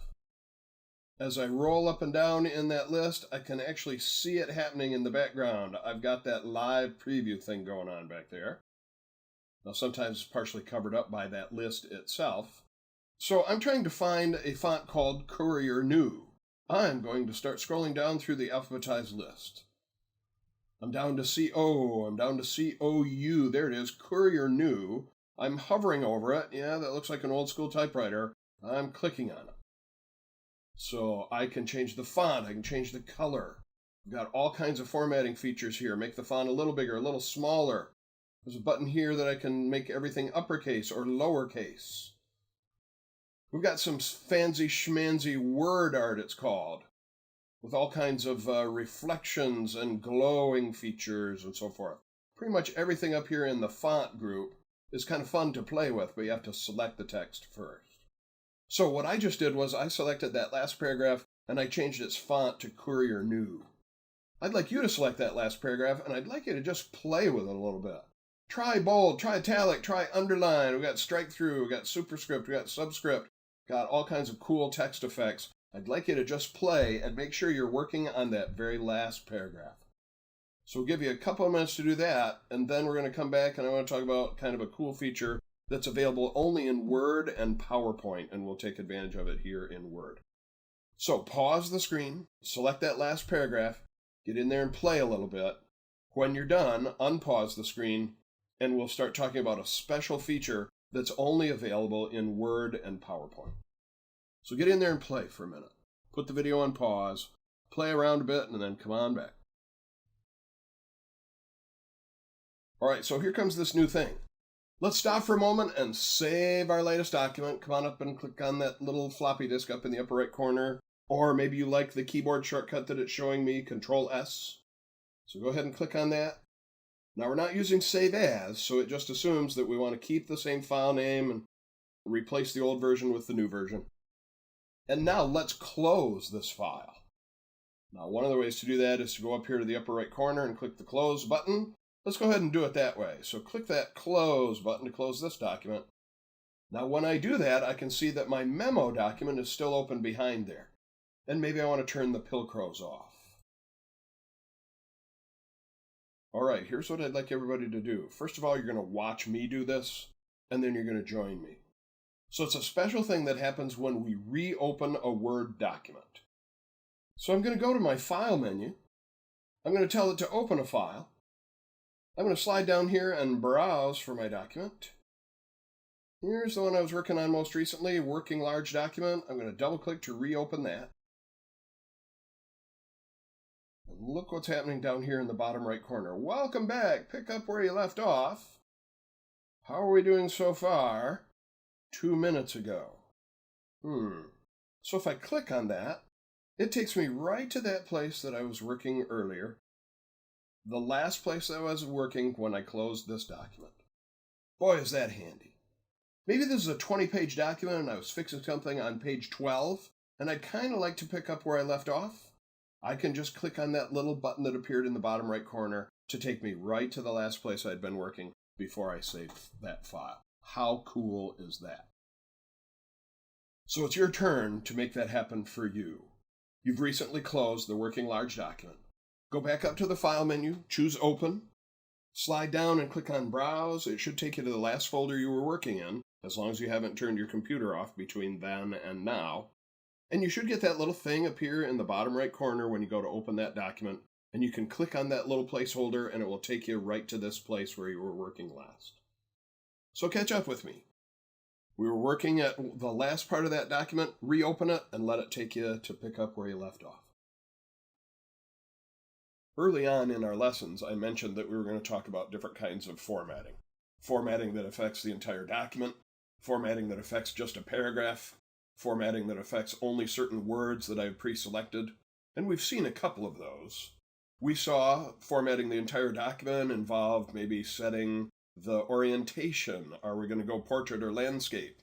What size paper are we going to use? We can set those things up, and those are good to do before you actually start your typing. It can be done afterwards, but suddenly your document rewraps itself, all of these paragraphs and so forth. So these are things that are good to do fairly early on as far as setting up the entire document. And then recently we saw that we could affect this paragraph by changing its font, for example. But maybe there are other things I want to do to draw attention to a paragraph. Maybe I'd like to indent the sides, temporarily increasing the white space and narrowing the paragraph, that is, narrowing where it word wraps as I'm typing. Maybe I want to change the line spacing, how much space there is between the lines in a paragraph. I grew up as a child of the 60s, and back then we had a mechanical typewriter. We didn't even have an electric typewriter where I grew up. So you would put the paper in the roller on your typewriter, and you would roll this, it was called the carriage. You would roll the carriage forward and bring the paper up to where you were going to type. So you would type, and when you finished a line, it wouldn't wrap. You would have to grab this little handle on the typewriter and drag it sideways, and that would roll the platen up so that you could get to the next line, and it would take that carriage and move it over to the beginning of the next line. By the way, any of you who have done any programming, you'll see this term carriage return and line feed. That's old school term for that stuff I used to have to do on a typewriter. But I digress. I'm also thinking of maybe in elementary school, junior high, we would be assigned to read a book and then we had to write a book report. And very often the teacher would say, I want that to be 2 pages double spaced. So when we talk about double spacing, we're talking about the vertical distance between lines in a paragraph. And that's what I'd like to talk about now. Now, when you're formatting a paragraph, many times you don't actually have to select the entire paragraph to format it, depending on what sort of things you're doing. If, for example, I wanted to change the font, as we did, I really did have to select all the characters in the paragraph to change the font. But for things like indentation and line spacing, you just have to click to put your cursor, again, also called the insertion point, in the middle of such a paragraph. So I'm going to do that with this paragraph right here that starts with books and beyond has always been a place to go for your reading pleasure. So I'm going to click anywhere in that big paragraph. Now remember what a paragraph is according to Word. If I go up there and turn on the Pilcrows under the Home tab, so here's the end of one paragraph, here's a blank paragraph, here's this paragraph, no Pilcrows at the end here, it just word wrapped, here's the end of the paragraph. So I'm talking about everything between here and here is this paragraph, and I've just clicked in the middle of it. I'm going to turn the Pilcrows off right now. And so what I want to do now is set the line spacing to be what's called double spaced. Now I notice under my Home tab, there's this whole paragraph group up here, and the names don't really show up till you hover over them, but if I look at this one right here, I can see that its name is line and paragraph spacing, and then they try to tell me how this works. So if I click on that right now, I get a little pull-down list, and I can see that it's single-spaced, but I could make it 1.5 spaced, or the dreaded double-spaced, even the even more dreaded triple-spaced. Usually that's kind of overboard, but if my teacher said I needed to do something double-spaced, then this would be a nice way to do it. And I love that live preview. So I'm going to back out of there, and I haven't actually made that choice, and I'm just going to click away. Let me talk about another way that I could get in and look at the line spacing. You may remember our discussions of these little guys, little down-pointing right arrows, called the Dialog Launcher. If I click the Dialog Launcher, I am taken to a relatively old-school dialog window where I can set the line spacing right here. Notice many same choices and some other ones that weren't on that list. I can also talk about indenting left and right. We're going to be doing that in just a moment. So this is a nice window to control a lot of things about a paragraph. For the moment, I'm going to cancel. So I want to switch gears for a second. I want to talk about indenting my paragraph. Again, that's temporarily increasing the white margin space. Well, here's a little button that will do that. I'm hovering over it. It says Increase Indent. Notice I'm not getting a live preview of that. And when I click on it, oh, look what it did. It indented the left side of that paragraph roughly 1/2 inch. Now, what if I want to indent the right-hand side of it? Turns out there's no button for that. I see a little button with an arrow pointing the other direction. It says Decrease Indent. And when I click on it, why, it decreases the indent on the left side of the paragraph. So what if I want to indent both sides? Well, okay, a couple of things we need to talk about there. Now, I've also mentioned earlier left aligned, centered, right aligned. There's a fourth one up here called Justified, and I'm going to click on that. And notice how it nicely lines up both the right and left sides of my paragraph. And this way, when I indent, it will be a little bit easier to see that I'm actually indenting that thing. But there's no quick button for it. So I'm going to go to my dialog launcher for paragraphs, where I could indent the left and the right side. Now I can spin it up here, 1/10 of an inch at a time. I can see a little preview down here. And I can do the right side, only this time instead of spinning it up, I'm just going to drag across the 0. I'm going to type in 0.5. It assumes I mean inches. And then once I click on OK, there it is, indented from both sides, about 1/2 inch. And it's easy to tell that it's indented because I've got that right side lined up nicely when I justified it. So why don't you take just a moment and do that. Click anywhere in this paragraph. Books and Beyond has always been a place, blah, blah, blah. And you can play with the justified alignment, and you can play with the indenting left and right. So the justified alignment can be done here, the left side indenting can be done up here, but if you want to control all of that stuff, maybe go to the dialog launcher, where you could notice the alignment here, left aligned, right aligned, centered, justified. You could have done that here. And then I was able to indent 1/2 inch on each side. And you can see that I've got all the line spacing right here. So take a moment and go to this dialog window. So far I'm going to cancel. Remember to get there, you're going to go to the Home tab here in the paragraph group. You're going to click on the dialog launcher. So let's increase left and right indent 1/2 inch. We'll make sure that it's justified so that both left and right are lined up nicely. And while you're at it, while you're in there, why don't you do the double spacing in there as well? That could be right here, double spacing. All right, your turn to catch up with me for that. Sometimes when I'm working on a document, I realize that the order of things that I've typed might be improved. This is going to let us talk about something called cut and paste, and another closely related feature called drag and drop. So let's go. I'm scrolling upwards. I'm going to find this paragraph whose label says easy listening, and I'm realizing I would like to change the order of these last 2 sentences. So one of the ways to do this is through what's called cut and paste. So I'm going to select the text that I want to cut. This was my step 1 of my 4-step process. Step 2, I'm going to make the cut. One of the ways to do that, right up here in the clipboard group, I'm going to hover over these scissors. As I do that, it tells me there's a keyboard shortcut for it, Control and X. Or if you're a big right clicker like I am, you can right click in the selected text and make a cut there. Now, since I have this on screen right now, I'm just going to go through with that, cut that sentence, and you'll see that it's gone. But it's not totally gone. It's being stored right now in an area of RAM memory called the clipboard, hence the name of this group of buttons here, the clipboard group. And now what I want to do is paste it, but before I paste it, I have to move the flashing insertion point to the place where I want to paste it. If I paste it right now, it's going to go right back in where I took it out. So my step 3 of my cut and paste is to place my flashing insertion point down here in this case, and then the last step is to paste. I'm going to go up here and hover over the paste button. It tells me there's a keyboard shortcut for that, Control V. You know, the V in paste. Yeah. I've heard of silent letters like the L in walk. The V in paste must not only be silent, apparently it's an invisible letter, the invisible V in paste. But I digress. So I'm just going to go click on that paste button, and that thing that I copied is pasted right in there. Why don't you go try that? Put our video on pause, go select that sentence about you can find musical selections, blah, blah, blah, cut it, put the insertion point after tape of your choice, and then paste it, just like you saw me do. Maybe you'd like to right-click, maybe you'd like to use the keyboard shortcut, but do a cut and a paste, and then come on back. Next, I'd like to talk about another way to quickly cut and paste. This is a method called drag and drop. And sometimes people discover drag and drop totally by mistake. So next I'd like to talk about the term drag and drop. This is a quick way to cut and paste. Many times people will discover drag and drop totally by mistake.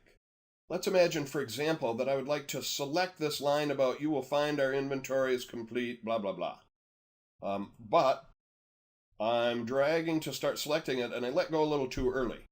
And then I figure, oh, I'll just go start that over again. I'll grab right over here, and I'll start dragging to the right, and all of a sudden, hey, wait a minute, those words have moved around. This doesn't make sense anymore. You will find that is complete. And how much you'll spend your purchase on our inventory, you'll find that is complete. Actually, you will find that was originally right over here next to our inventory. I just accidentally discovered drag and drop. The good news is I can now point at that selected object and drag it back here. Can you see the little tick mark following me around? I'm going to drop it right here before our inventory. I have just dragged and dropped to put that back in place. Only that was by accident. Let's see how I might now do that on purpose. I want to swap the order of these last two sentences. So one of the ways to do that, I'm going to select that whole sentence. And then instead of going through the cut and paste, I'm simply going to point in the middle of it, drag down, I see the little tick mark following me, drop it right at the end of the paragraph and let go. And I have cut and pasted through drag and drop. All right, again, this is your turn. So put our video on pause, rewind it if you need to. Don't bother doing the mistaken one, do the right one. Select that whole sentence, let go, point in the middle of it, drag it down, and you will have swapped the order quicker than copy and paste. So I'd like you to try that. Select that text and then drag it down, and that's the quickest way to cut and paste. Catch up with me. Now that's all well and good if I'm moving things around inside of a document, but what if I want to copy something from one document to another? Let's talk about that for a moment. This is going to be copy and paste rather than cut and paste. So again, the steps are going to be foursquare. I have to select the thing to make a copy of. Then I have to make the copy. Then I have to place my insertion point where I want to paste. And then I do the pasting. Okay, so this time it won't disappear. I'm not cutting and pasting. I'm copying and pasting. But first, I want to have a new document. Now we've seen that if we go up to the File menu and choose New, we've got all these templates here. What if I just want to make a brand new document? Well, there is a keyboard shortcut for this. It's Control and the letter N as in new. And that's a pretty universal keyboard shortcut for pretty much every program you're going to see. Control N, not end. We know that Control End takes me to the end of my document. Control N makes a brand new document, and that's what I'm going to do right now. Control N. So there's a brand new document. And if I want to switch back and forth between the documents that I have open, I can do that down on my taskbar, which you can't see right now. Or in Word, I can go up to my View tab, and I've got a choice here about Switch Windows. And when I click on the Switch Windows button, here is my memo document is still open, here's my working large document is still open, and then here's the generic name document 3 because I haven't saved it yet. But this will give me a place to paste what I wanted copied. So I'm going to switch windows back to my working large document. I'm going to go select maybe all of this right here, the label and that paragraph. And then I'm going to make a copy, not a cut. I don't want to disappear it out of this window. I just want to copy it. So here's the button for copying. As I hover, it tells me the keyboard shortcut for that is Control-C. No invisible letters there. I'm just going to click on copy. If I was doing this in Excel, I would see a flashing marquee around the thing I copied. In Word, you don't really get any clue that you've copied it. You just have to trust that you've copied it. And now I'm going to switch over to that other window, the new document I've just created. That was my View tab. Switch windows. Go into my newly created document 3. And now I want to paste in there. Let's see. I don't see the paste command because I'm looking under the View tab right now. The paste command is over here under the Home tab, or Control-V, or any of those things that we've seen, right-clicking down here to paste. So I'm just going to paste that bad boy, and there it is right there. So this wasn't a cut and paste, this was a copy and paste. So why don't you try that? What was my keyboard shortcut for make a brand new document? Hopefully leaping to the tip of your tongue was Control and the letter N. And then to switch back and forth between the documents, we went to the View tab and switch windows. We went to Working Large Document. We selected the thing that we wanted to copy. Then we went to our View tab and switched windows back to the new document. And we pasted. So your turn. Catch up with me there. Rewind the video if you need to, but I think you got the steps in your head. Try it out. Catch up with me, copying and pasting between documents. What I'd like to do next is put together a list of the different types of music that are offered. And in this case, the order of them doesn't matter. We're going to talk about making two kinds of lists. A bulleted list with little dots, or a numbered list with, who would have guessed, numbers. You use a numbered list when the order of the objects is important. But in this case, this list of different types of music, the order is not particularly important, so I want to do bullets instead. But maybe I'm not quite sure how to start bullets. In the old days, I would have gone to the Help window. There would be a little menu command up here that says Help. Now they've replaced it with this choice, Tell me what you want to do.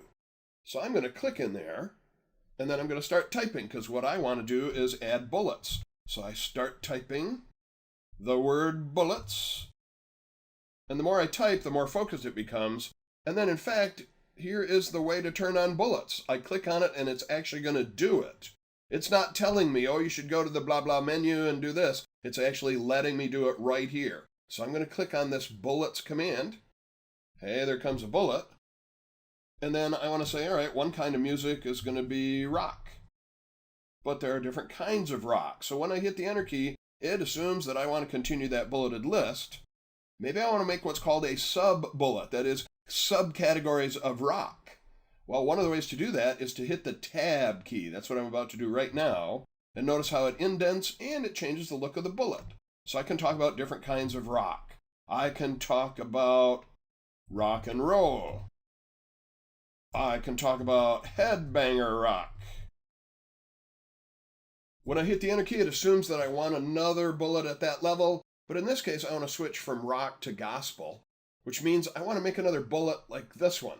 Well, a couple of ways to do that. To make a sub-bullet, I hit the Tab key and it indents. But if I want to go the other direction, if I want to outdent, I hold the Shift key and hit the Tab key.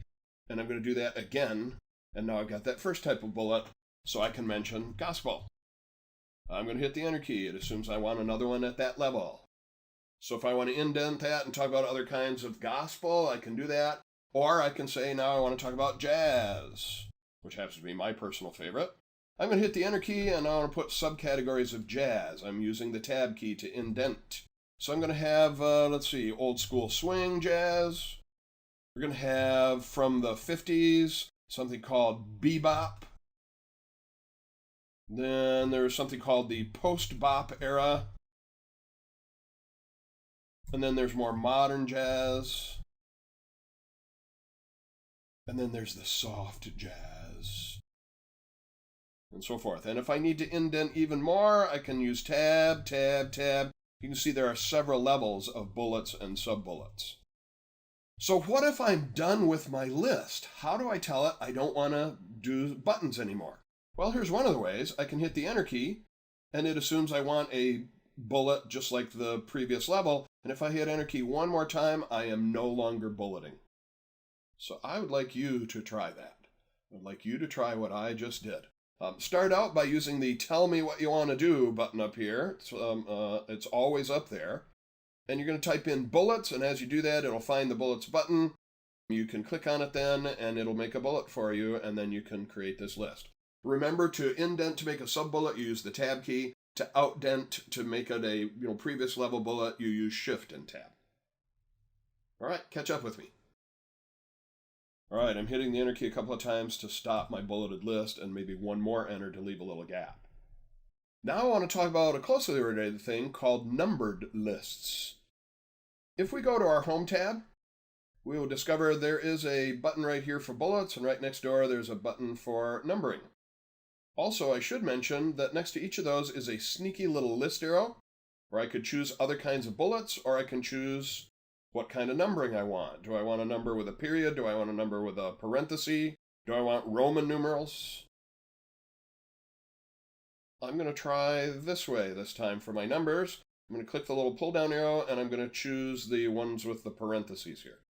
Notice I'm getting a live preview down there as I'm doing it. I'm clicking. So here's my first step. Now I'm a part-time musician, so maybe I want to talk about the steps to recording a piece. So let's see, starting right from the beginning, I have to get out my horn. I need to put it together. Now you might have just seen something happen there. I didn't capitalize the first letter, but as I began typing and hit the spacebar, it assumed that I wanted a capital letter as the beginning of a new sentence. So put the horn together. Step 3, take out the music.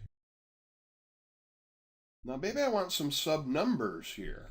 So I'm going to hit the enter key, and then I'm going to use the tab key to get a sub number. In this case, it pulls up a lowercase letter. So when I take out the music, I have to decide whether it will be bebop or swing. Got too many E's in my B there.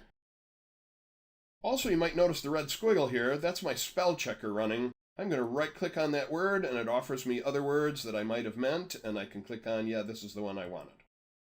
Lovely spell checker there. Now, when I hit the enter key, it assumes that I want another one at that level, but if I want to make this one a number 4 instead, what do you suppose I'm going to do? I'm going to do exactly what I did with the bullets. I'm going to Shift-Tab. Holding the Shift key, hitting Tab, I am now making a number 4. So I've taken out the music. Now I want to set the music on the music stand. I want to turn on the microphone.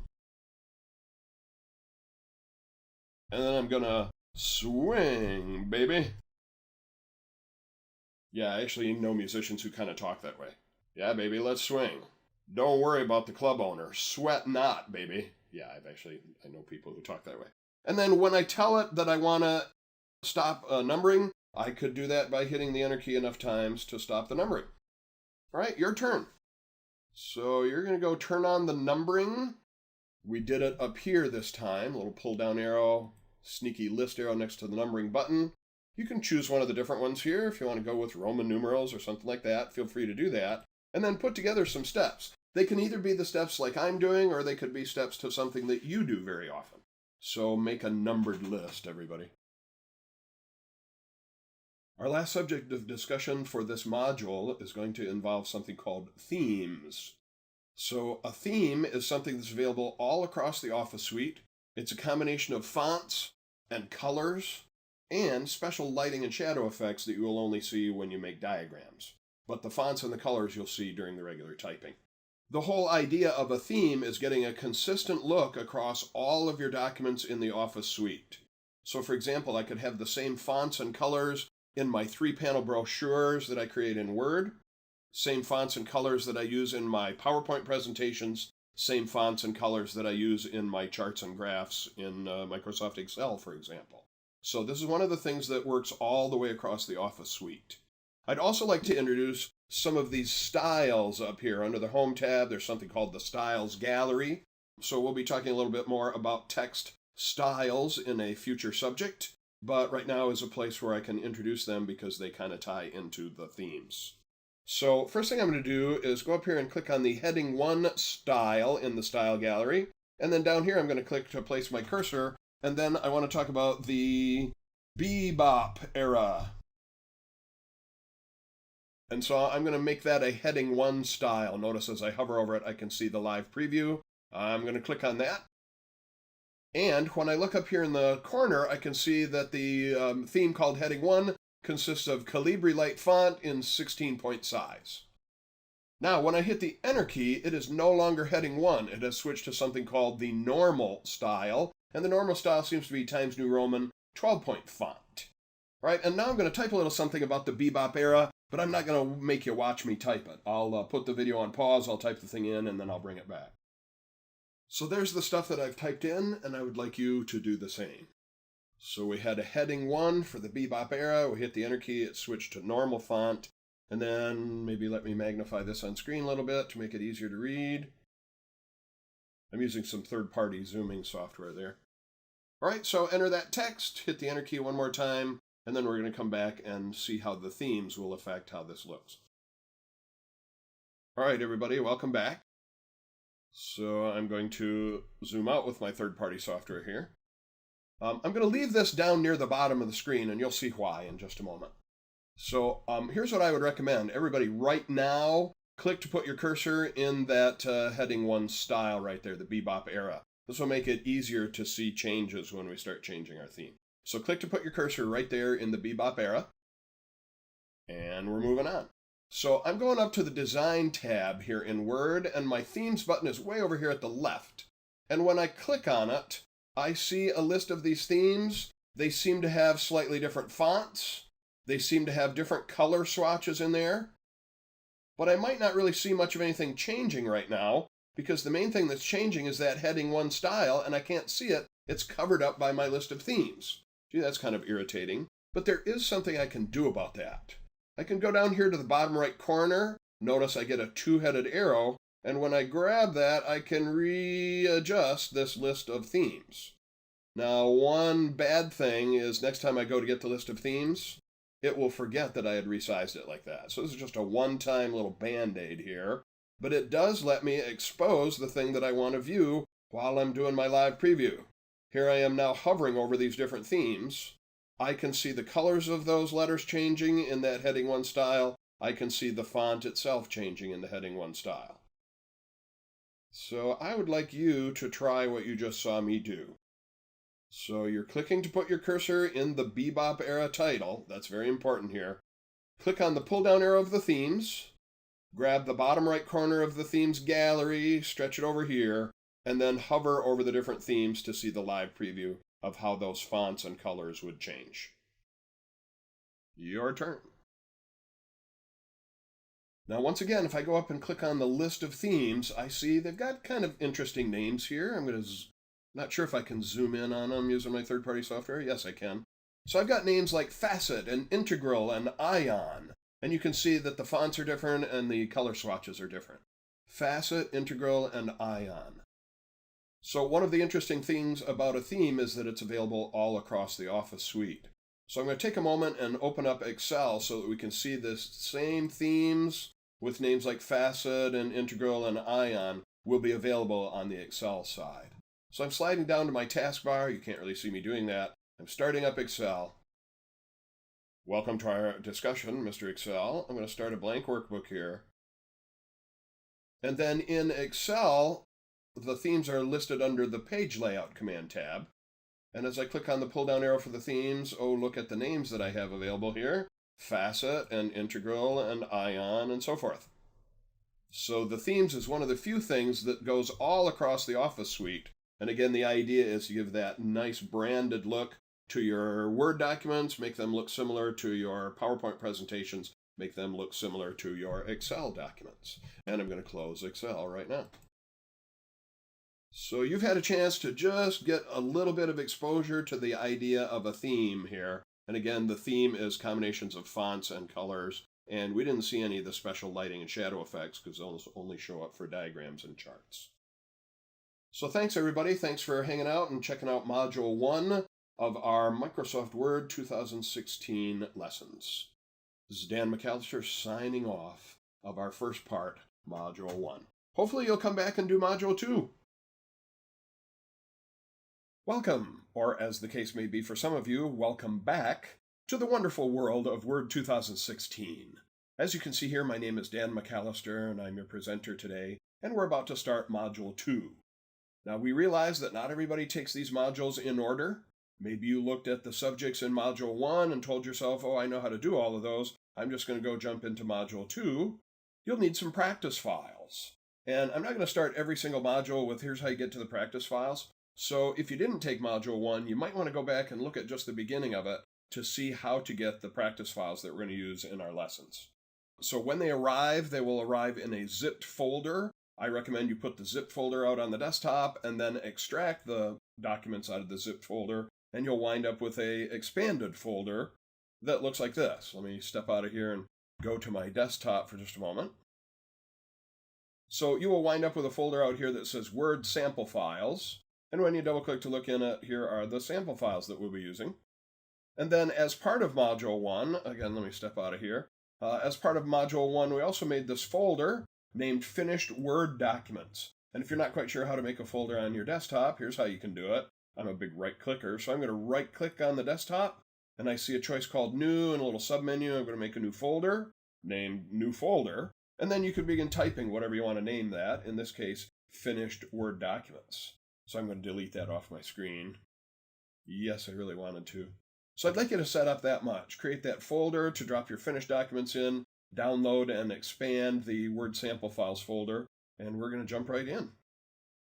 So put the video on pause and go do that much, and then come on back and we're going to start Word. All right, everybody, welcome back. You can't see my taskbar down at the bottom of my screen, but I do have a blue W down there, and I'm going to click on that right now to start Word 2016, and why don't you take a moment and do that as well. So as you start this program, you're going to see these templates that appear right away. There are ways to turn them off. We haven't had a chance to talk about that yet, but I don't really want to start with a blank document or a template this time. I'd like to go down here and click on Open Other Documents. So why don't you do that as well? Just pause the video for a second, go down there and click on Open Other Documents. When you do that, it should come up looking kind of like this, only you won't have the same things on the right-hand side. So do that for a moment. Click on Open Other Documents. Okay, assuming that you've done that, let's then click down here on Browse, the Browse button.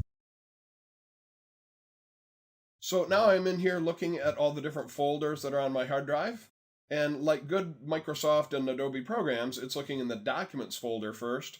But I just told you a moment ago to put things on your desktop. So I'm going to scroll up here and go to the desktop. And then over at the right-hand side, you should be able to see the Word Sample Files like I have. I'm going to double-click to open that. And then on this basically alphabetized list, I'm going to scroll down and find a document named Practice Large Document. Let me make the window a little bit taller so I don't have to scroll quite so long. And I'm scrolling down and I'm looking for Practice Large Document. Once I find it, I'm double-clicking on it to open it. As you open yours, you may get a warning at the top of your screen that says you need to enable editing. And if you see that, well, I go ahead and click on that. There was just something going on the right side of my screen that won't be happening to you. And so take a moment and catch up with me. Again, maybe put the video on pause and go open Practice Large Document. And when you come back, it's going to look like this. All right, at first glance, it looks like Dan McAllister had me open a blank document. But it turns out if you'll scroll down, I'm rolling my scroll wheel right now, there is stuff on page 2 and page 3 and page 4. So our first subject of Module 2 is to talk about something called page breaks. And in this particular document, there is at least one page break in there already. In fact, there are a couple. And there's at least one place where we need a page break. When I say page break, what I'm talking about is a way to force Microsoft Word to start a new, fresh page with the whatever information is sitting at your flashing cursor, also called insertion point. So there is actually a page break here on the first page, and I'd like to show it to you. So this document looks like it is a blank document, but there's actually stuff going on in the background. And I'm going to reveal that by going up and clicking on this little object right up here. Its name is the Pilcrow, and when I click on it, I can see some information going on in the background. For example, several Pilcrows. Those represent places where someone has hit the Enter key when they set this up. And I've got a little thing down below there called a page break. And that's actually the subject of discussion for this first part of Module 2, removing page breaks, adding page breaks, and so forth. So I'm going to leave the Pilcrows turned on, and I'm going to scroll down a bit. You don't necessarily need to do this with me just yet. You can just watch for a moment. So I'm scrolling down a bit, and I see that towards the bottom of page 2, there is a nice new section that appears called Top 10 Favorites, and then they've got some books down here, and there's a table that starts on one page and continues on the next page, and then has a big blank section because of the page break that's right here. So we need to talk about inserting page breaks, and removing page breaks and what the heck is a page break and why would I bother using them. So I'm going to turn off the Pilcrows at the moment.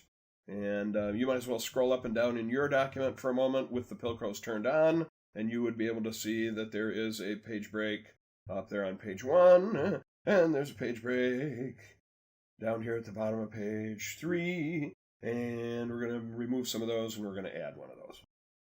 So take just a second and do that, and then turn off the Pilcrows, and we should be ready to go. So I'll give you just a second to do that. Put the video on pause and catch up with me. All right, so I'm going to scroll down a bit more now to this place where I've got this thing about top 10 favorites. So I would like to move that down to the next page. And what I'll see a lot of people do is they'll click maybe just above it and start hitting the Enter key to move that thing down. Turns out this is not a great idea, and we'll see why. So just watch my screen for a moment. I'm going to hit the Enter key and moving it down. Enter, enter, enter, enter, enter, enter, until it goes to page 2. Or in this case, page 3, physically. So far that seems to have cured a problem, but it can actually make a problem. Because what if I need to go up here and add some things? If I add more lines, then what that'll do is kick this thing down even further. Or if I remove some lines, it will move that thing upward, and I will have kind of wasted my time hitting the Enter key a bunch of times to try to line that up. So really, I'm going to take that back. Actually, I should probably show you what's wrong with it. So I'm going to go back up here to the top. I'm going to expose the Pilcrows, and I want to take out these Enter keys and that page break right there. So I'm selecting the Enter keys, the Pilcrows, I tap the Delete key, they're gone. And now I'm going to tap the Delete key again to get rid of this page break. And now everything moves up to the top of that page. And as I scroll down, there's my Enter, Enter, Enter, Enter, and it kind of looks okay down here. But if I decide, I need to add some things, like, anything, I'll just put in my name. And when I hit the Enter key, it then kicks this thing down a little bit more. And the more things I add up at the top, the more this thing pushes down. So that was not the best way to do that by hitting a bunch of Enter keys. Let's talk about a better way. So first thing I'm going to do is undo a bunch of those things. We haven't really talked about undo in Module 1. Let me mention it here. There is an undo button right up here. And as I hover over it, it tells me there's a keyboard shortcut for it, Control-Z. So a lot of people have used the undo button. It makes me fearless. I can just try stuff. But as I talk to people, most of them have never discovered this sneaky little list arrow just to the right of the undo button. I'm going to click on that. And what I'm seeing now is a list of what I did last, and what I did just before that, and just before that, and just before that. And in this case, what I would like to do is undo all of those. Now, I could either use Control-Z, Control-Z, Control-Z, or click the undo, undo, undo, undo, or I can just roll down here. Notice these are in reverse order. So as I go down to the lowest one on the list, this will be the earliest one that I did. By the way, there's no way to undo that 7th one without undoing the 6 things that I did since then. But this is a really nice way to take back all the stuff I've done so far as I click on that thing right there. And now I've got all those Pilcrows up at the beginning of page 1. And here's my table that starts on a funny looking page and doesn't continue nicely on the rest of the page. So we're now going to do this next thing together. Actually, you'll still watch me do it, and then I'll turn you loose to do it. So I'm going to go in right now and select those Pilcrows. And I'm going to tap either the Delete or Backspace key. And then with my cursor flashing right here at the left end of the page break, I'm tapping the Delete key again. And now I got my Books and Beyond title is right at the top of page 1. And I'd like you to do that. So put the video on pause, turn on the Pilcrows, go select the Pilcrows on page 1 and delete them, and then with the cursor at the beginning of the line that says page break, tap the Delete key one more time and it should come up looking like this. So I'll give you just a second, put the video on pause, go do that, and then come on back and we'll do some stuff together. All right, let's turn off the Pilcrows. There's a little trade-off there. It clutters up your screen when you've got them on screen like that. And it's time to scroll down here and let's start dealing with this top 10 favorites that I would like to move down to the next page. What I'm about to do now is I'm going to click above that, but I'm not going to hit Enter, Enter, Enter, Enter. I'm going to insert what's called a page break. Now, you saw a moment ago what it looks like when you have the Pilcrows turned on. It looks like a little line going across there with the words page break. So I'm going to insert that right now. To insert a page break, you can, for example, go up here and click on the Insert Command tab. And then right over here at the left-hand side, you can see a pull-down list called Pages. And when I click on that, one of my choices is Insert a Page Break right there. So I'm about to click on that. Again, I went to the Insert tab, I clicked the pull-down arrow under the Pages command, and now I'm clicking to Insert a Page Break. And it's going to happen right here where my cursor is. You can't see it once I go to the menu. So inserting a page break, and there, that took my top 10 favorites down to the next page. So it's your turn to do that. By the way, if I go back up here and turn on the Pilcrows, that was under the Home tab and the Pilcrows, you can see my page break appeared right there. So that's your turn. You've got the Books and Beyond is up at the top of page 1 because you removed the page break that was before it. Now scroll on down there and click just above the line that says Top 10 Favorites and Insert tab, Insert Pages, Page Break, and yours will look just as cool as mine does. So put the video on pause and insert that page break. All right, let us scroll down a little bit more. There's an awful lot of white space here below this table. And that's because just below the table there is a page break. And in fact, if I hover over the place where it is, they give me this little marker here. Kind of hard to tell what's going on there. How could I show myself that there's actually a page break there? Yes, I could turn on the Pilcrows. So your job, your mission, should you choose to accept it, is to get rid of the page break that's there. In order to see where it is, turn on the Pilcrows. Click to put your flashing insertion point, also called the cursor, right at the beginning of the line that says page break, and remove it by tapping the delete key. I'll catch up with you in a moment. All right, time for me to catch up with you. I'm going to go to that Home tab. I'm turning on the Pilcrows. Oh yeah, there's a page break right there. I'm going to click to put my cursor right at the beginning of that page break, and then I'm tapping the delete key. Page break is gone. The stuff that was starting on a new page has now moved up and is taking over all that white space that had been there. Although now, I've got a table down here kind of sitting there by itself. I've got the description of it up here. I've got the table down there, and then it continues. So some people don't mind the look of that, but other people it kind of bugs them. They've got a description of this table, and then the table appears. So you've got one more thing you need to do. Let's put in a page break right there, right above Music Inventory Database, please. So you do it, and then I'll do it. Putting the video on pause, go do that, and then I'll catch up with you. All right, time for me to catch up. I'm inserting something under the pages. I'm inserting a page break. There we go. So now we've got the description of the table on the same page as the table, and everything finishes before the end of page 3. All right, very good, everybody. I'm hoping your screen looks like mine. Let's turn off the Pilcrows. And I'd like to use the Save As command to make a copy of this document, only changing its name, so that maybe later on during one of the later modules, we can come back and reopen the document named Practice Large Document, and it will be exactly as it was when we first saw it. So please don't click the Save button. That would destroy the original Practice Large Document. We're going to use the Save As command instead. One of the ways to get to the Save As command is go to the File tab, welcome to the Backstage view, and then click Save As. If you happen to be with us in Module 1, I don't think I had you use it, but I did mention a keyboard shortcut for Save As is the F12 function key, which I'm about to tap right now. This is me tapping the F12 key. And oh look, I'm in the Save As window. And so I want to put it in that folder named Finished Documents that's out on my desktop. Now I can go over here and click on Desktop, and then over here on the right-hand side, Finished Word Documents. But in Module 1, I made a little shortcut to the Finished Word Documents by grabbing that folder, named Finished Word Documents, and dragged it over here into the Favorites area.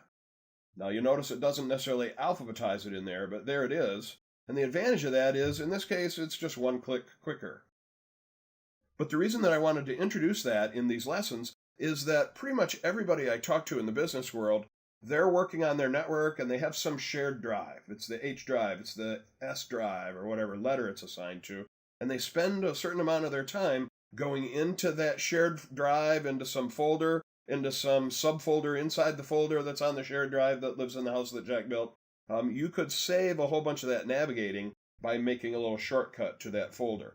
You just have to do what I did. Get to a place where you can see the folder on the H drive inside the other folder and simply drag it over here to the left. Now be careful not to drop it on a folder over there, otherwise you're just basically recreating the problem, putting a folder in a folder. So you have to be careful to drop it between the folders and get one of these horizontal lines. I'm not going to drop it there right now because I already did that. I already have one, but I would suggest that you do that. And then the next time you need to save something into that folder, you don't have to stop at the desktop. You can go right to that little shortcut in your favorites. In the meantime, let's go to the finished Word documents folder, and I would like to rename this. Instead of Practice Large Document, I'd like to name it Module 2 Large Document. So I'm dragging across the word Practice. I'm retyping right over top of that. Module 2 Large Document. I'm going to hit the Enter key or click Save.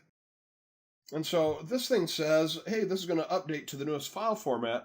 The reason it's saying that is the original document was created in Word 2003, which actually stores its documents in a different programming language than we use since 2007 version. So the version that was used in 2007 is the same file language that's used now in 2010 and 2013, and glory be 2016. So it's just telling me that I'm going to be upgraded to the newest file format. Woo-woo, free upgrade. And I'm going to hit the Enter key or click OK. And I should be able to see the new name up there, Module 2 Large Document. You may or may not see the 4-letter file name extension up there. Don't worry if you don't, but you shouldn't see the words compatibility mode up there when you're done. So go do what I did. Do not click the Save button. Instead, go to File and Save As, or what was my keyboard shortcut for Save As? Those of you who just chimed in, F12, extra 10 points for you. I don't know where you're going to trade in those points for any prizes, but file them away somehow. All right, so that's your job. Use Save As, name it Module 2 Large Document, and put it in our finished Word documents folder. Our next subject of discussion concerns the white space around the edges of the pages. Now, if I look up at the ruler at the top here, I can see roughly 1.25 inches on the left side, another 1.25 inches on the right side. It's a little bit tough to tell what's happening at the top and the bottom of the page. When I click in the page, I should also be able to see a ruler at the side. So by the gray space on the ruler, it looks like I've got 1 inch of margin at the top and 1 inch of margin at the bottom of the page. So 1.25 inches left and right, inch top and bottom. Maybe I would like to change that. Maybe, for example, I have one of those cool printers that'll print on both sides of the paper, and I would like to leave a little bit of extra space to put in staples or 3-ring binder holes or something like that on the inside of each page, and then as I print on the back side of the page, I still want the 3-ring binder holders on the inside of the page. And what that means is it's on the left side of the front of the page and the right side of the back of the page. And I shouldn't still be excited all these years later about having a printer that prints both sides of the page, but I love mine. I do a lot of printing, and not having to print one side of the page all the time or put in half the pages and then flip them over and print the other half is what I used to have to do. Man, I'm a happy camper now with a 2-sided printer. So let's talk about setting up the white space, the margins, for a 2-sided printer here for a moment. So to get to the margins, I'm going to go up to the Layout command tab to produce the layout ribbon, and then over here at the left-hand side is a button about margins. So this is talking about the white space at the side and top and bottom of a page. Now, why do they do that? Why do they bother putting white space around the edges? Well, it turns out that if you have really long lines that go very near the edges of the page, it's easier for your eyes to get lost reading across those longer lines. And hardly anybody has a printer that will print right to the edge of the page anyway, so you're going to have some white space in there somehow. You might as well learn to control what that does.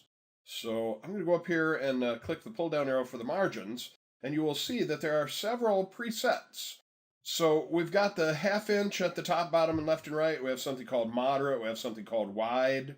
Mirrored, we're going to talk about in a minute. You'll notice one of them has kind of a blue box down here. It is the 2003 default, and you may remember that when we saw that thing about updating the file format, I had mentioned that this did come from a 2003 file, so that's why it has an inch at the top and the bottom and an inch and a quarter on left and right. But if I want to change those, then I just need to move a little bit farther down here. So there's a scrollable list up here, and then down way at the bottom there's one that says Custom Margins. I'm going to click on that, and that opens up this dialog window. You can see its title says Page Setup, and among other things, it's got information about the margins, top, bottom, left and right, and etc. So why don't you join me in that window for just a moment? That is, put the video on pause, and to be able to see that layout window for the margins, you're going to go up here and click on the Layout Command tab, which produces the layout ribbon, and then over here at the left side, click the pull-down arrow for the margins, and then click on Custom Margins, and your screen should look like mine. So put the video on pause for just a moment, and catch up with me into the Page Setup window to talk about margins. So you can see there aren't just four boxes here, top, bottom, left, and right. There's also something called gutter and gutter position. Very often the gutter is used to temporarily increase margins for maybe 3-ring binders. Or you can just increase the left margin for those things as long as you're just going to be printing on one side of the page. But if I'm going to be printing on both sides of the page, it's going to take a little trick. It won't be called the left side, and you'll see that here in a moment. So I'm noticing down here towards the bottom of this window, there's a little list box that says Apply to Whole Document. Right now, that's what I want to do, apply to the whole document with whatever I set up. And then I've also got a thing here that says Multiple Pages. And as I click on that pull-down arrow, I can say, well, I'm going to print 2 pages on each sheet and then fold it like a booklet. In fact, there's a slightly different thing called book fold. And then I would like to introduce this idea of mirrored margins. Now, right now it says you got a left margin and a right margin. Watch what happens if I say mirror margins. Here I see a little sample of 2 pages where I'm going to be printing on both sides of the page. And now you notice it doesn't say left and right. It says inside and outside. So if, for example, I set these up to be an inch on the top and the bottom, and the inside and the outside, then this is a little sample of what it's going to look like. The white space on the inside and outside edges are the same. Now, what about my 3-ring binder? Well, I could add a gutter here and put the gutter, notice it says left, it doesn't really say inside. Or the way I'll usually do it is I'll just increase the inside margin a little bit. So I'm going to change my inside margin from 1 inch. I'm going to click and I'm going to make it maybe 1.25 inches on the inside. And then if I click on some other box, it's kind of subtle, but notice now the inside margin in the sample box is ever so slightly wider than the outside margin in the sample box here.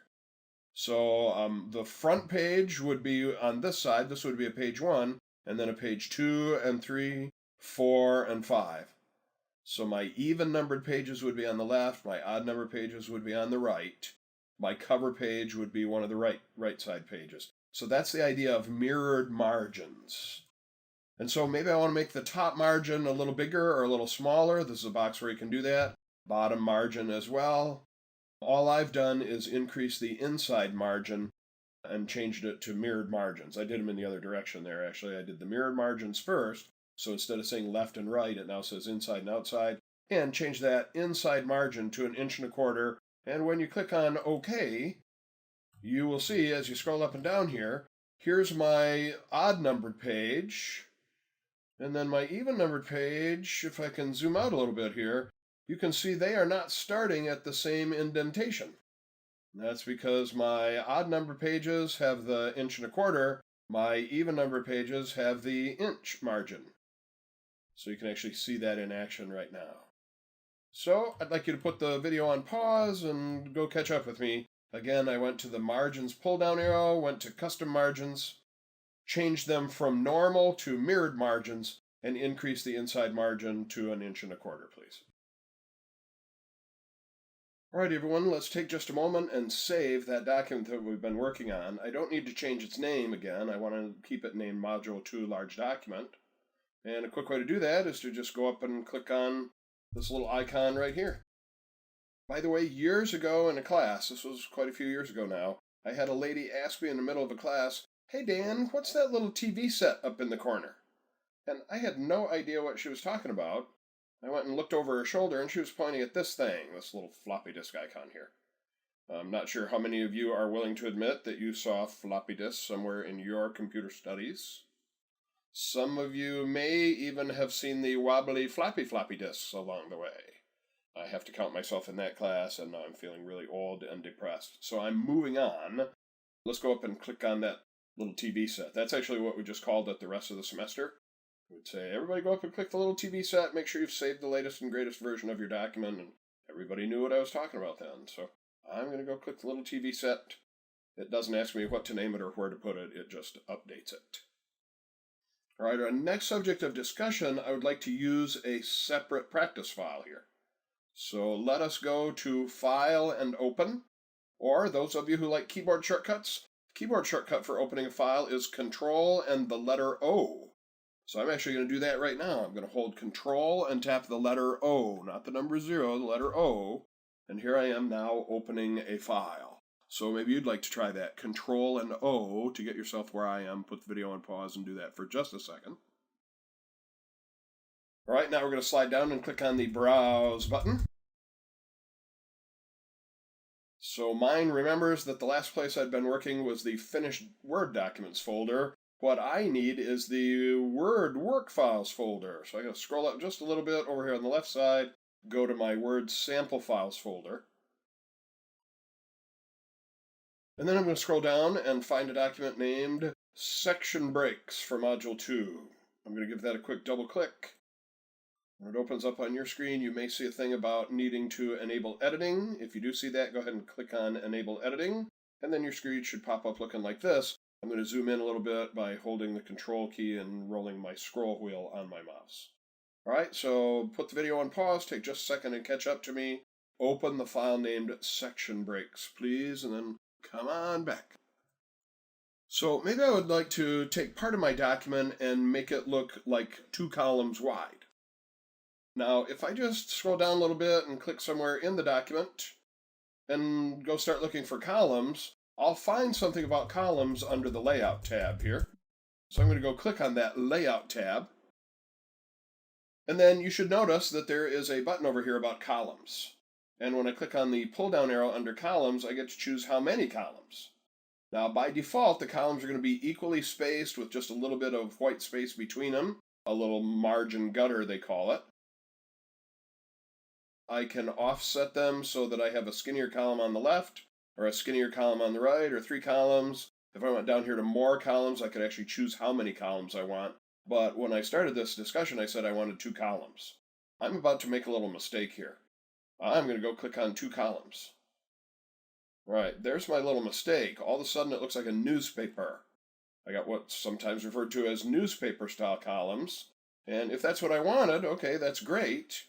But things can get a little bit strange there because I've got to read all the way to the bottom of that first column and then move my eyeballs up and read all the way to the bottom of that second column, and then I'm going to the next page. That's fine if that's what I'm trying to do, but in my case, that's not what I was trying to do. I only wanted to make part of the document appear as 2 columns. Thank goodness for undo. So I'm going to go up here and click on the undo button, or I could use Control-Z, and there I'm back to 1 column. That's better. So you don't actually have to go do that. You saw what was bad about it. As you can imagine, maybe what I should have done first is select the text that I wanted to put into 2 columns. So I'm going to scroll down and I'm going to do that. I see a thing here says, to change the overall look of your document. And then the next paragraph is about when you create pictures, charts, or diagrams. So I'm going to put those as 2 columns side by side instead of 2 paragraphs above and below each other, which is what's going on right now. So first thing I'm going to do is select what text I want to put into 2 columns. And then I'm going to go up and click on my columns button, and I'm going to make 2 columns, and notice it only affects that much of my text. So I would like you to do what you just saw me do. Scroll down to the part that says, let me undo that. Scroll down to the part that says, to change the overall look of your document. Looks like that's about the 1, 2, 3, 4th big paragraph. and select that paragraph and the one next to it. And then you're going up here to your Layout tab, clicking on the pull-down arrow and make it 2 columns, and notice it only affects that much of your text. So pause the video, go do that. Now I'd like to show you behind the curtain here. Go turn on the Pilcrows. You're going to watch me do it first. Go into the Home tab, turning on the Pilcrows. Oh look, there's a section break right there, and a section break right there. Now a section break is different than a page break. Think of your document as a big building, and by putting in section breaks, you put in some interior walls. So that's what we just did, and that happened here in the background because of the way that Word is set up. When you select text and put it into columns, it puts a section break above and a section break below. I've just adjusted my screen a little bit so that you could see my status bar down here. Right now, as part of my status bar, it tells me what section I'm in, what page I'm working on, how many total pages I have, how many words are in here. Now, sometimes when you first look down here in the status bar, you might not see the section number, and that's something that can be turned on and off by right-clicking in this area called the status bar. So I'm pointing in the status bar, I'm clicking my right mouse button, and I get a pop-up list of things that I would be able to see down in my status bar if I checkmark them. So if you don't see one for the section down here, then checkmark the one called section, and then you could tap the escape key to step out of that list, and you should be able to see what section you're in. So take just a moment and do that. Put the video on pause, go down and right-click on the status bar, and turn on the section indicator, it's called. All right, good work. So now we can see what section we're in. When I click above that section break, it says I'm in section 1. When I click in the 2 paragraphs, it says I'm in section 2. And when I click below those 2 paragraphs after that section break, it says I am now in section 3. So you should be able to check that out. Take just a second and do that. Check out section 1, section 2, section 3. You just saw how to do it. Now I'm not so crazy about what's happening right down at the bottom of my first column.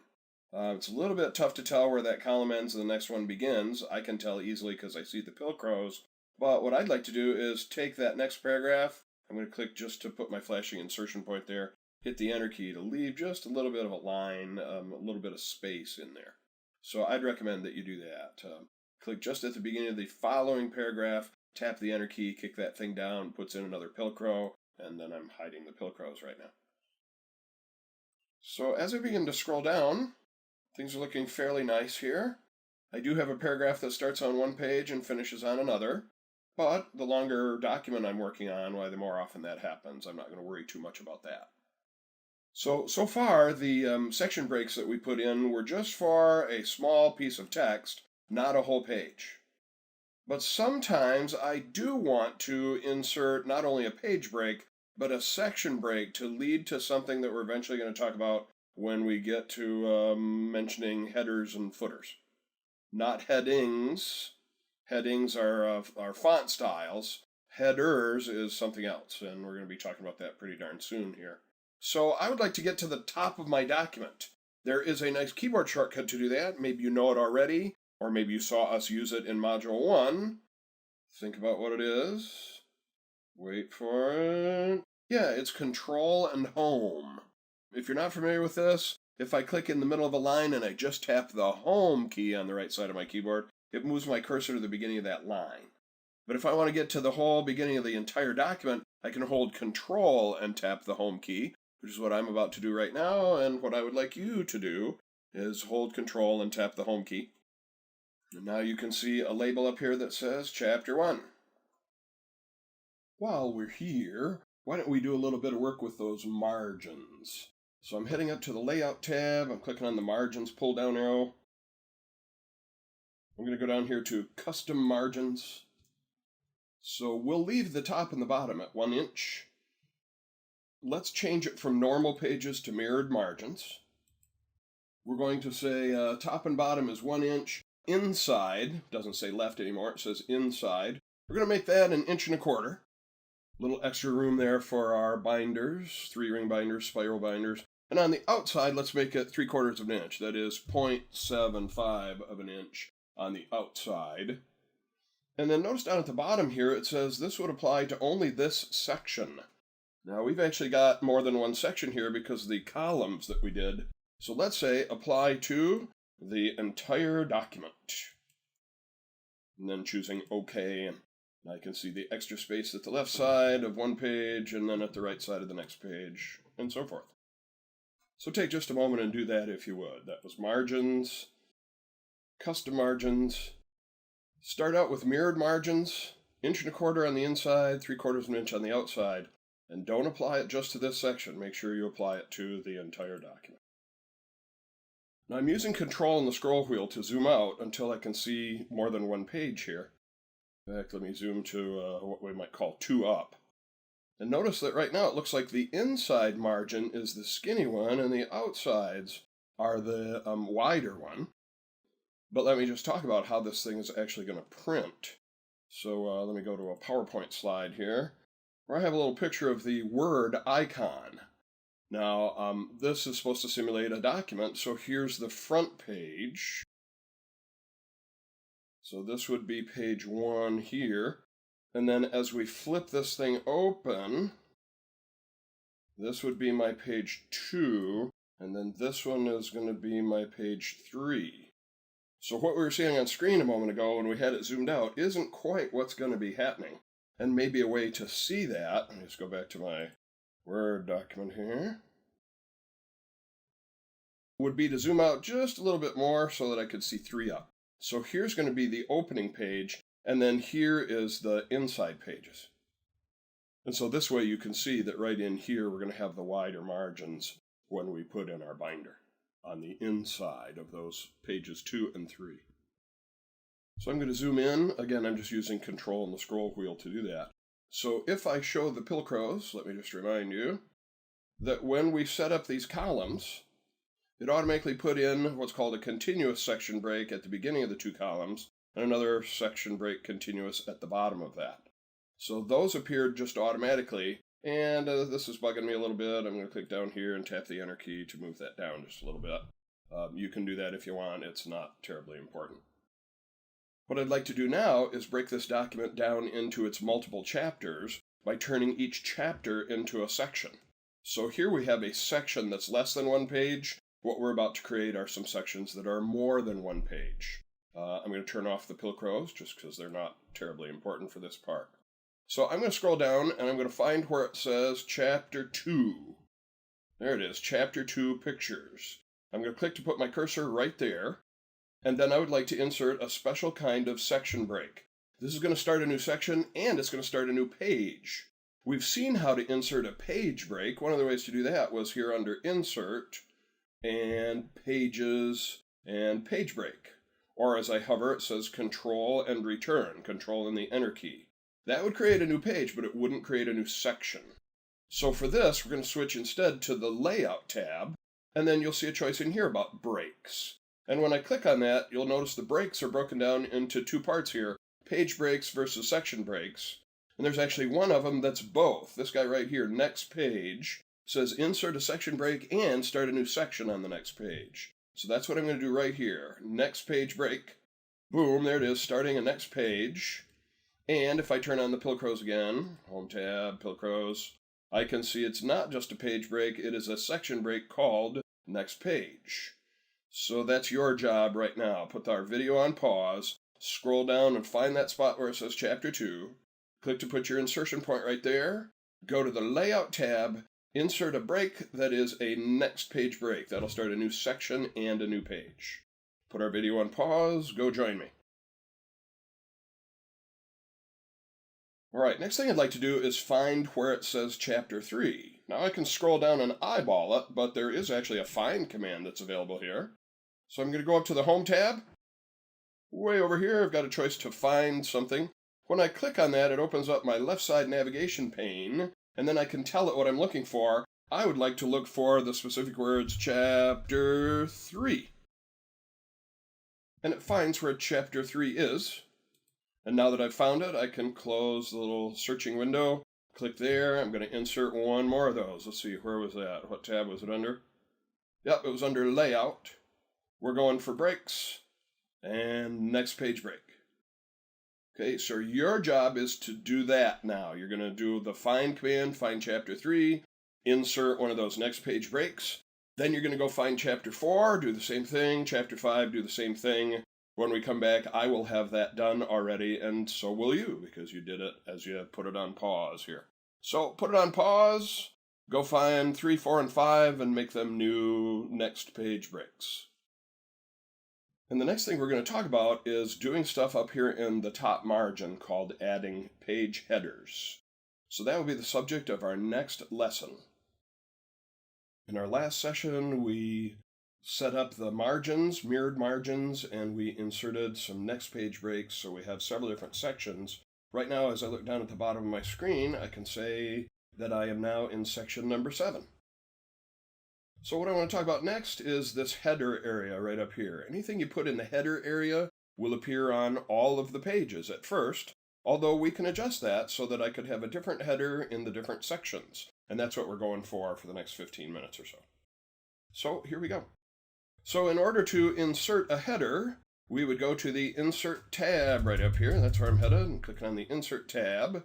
And one of my choices here is to insert a header. And when I click on the little pull-down arrow, here comes a list of headers that are pre-created and built into every copy of Word.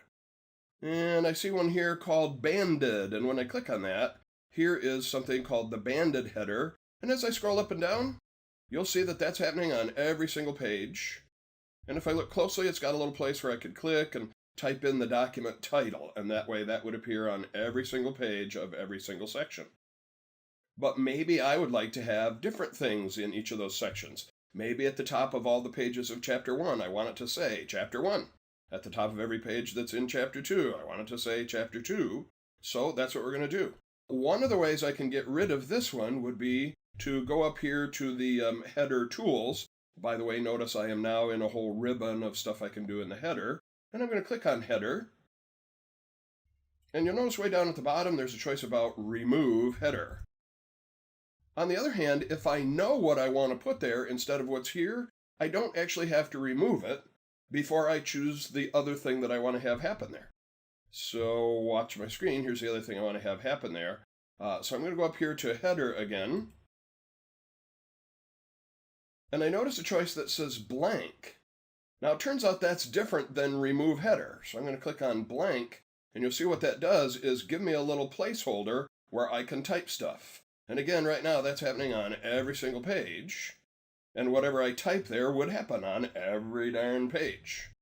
So I'm going to scroll way up to the top here. I could use Control Home, of course. And I'm going to click where it says Type Here. Now, right now, you can see it says Chapter 1, the Insert tab. And as I scroll down to the next page, that one doesn't say anything about Chapter 1. If I put Chapter 1 up here in the header, then it will say that so far on every single page. And then we'll talk about how could I change it between the different sections. So that's where I'm headed right now. I'm going to double click down here in the text to step temporarily out of the header section. I'm going to go select that Chapter 1, the Insert tab, blah, blah, blah. I'm going to cut it. So one of the ways to do that, I can right click on it and I'm going to cut it. And then I'm going to go click where it says Type Here. In fact, I have to double click. And that's where I'm going to paste what I just cut. And I'm going to say, all right, paste that in here. And there it is. Now, I've got a couple of extra enter keys down here. I'm going to just hit the delete key to get rid of one of them, leave a little bit of space. But now as I scroll down, you'll notice every single page says Chapter 1. Even the pages that are actually Chapter 2 stuff. Here's Chapter 2 pictures down here, but it says Chapter 1 up there in the header.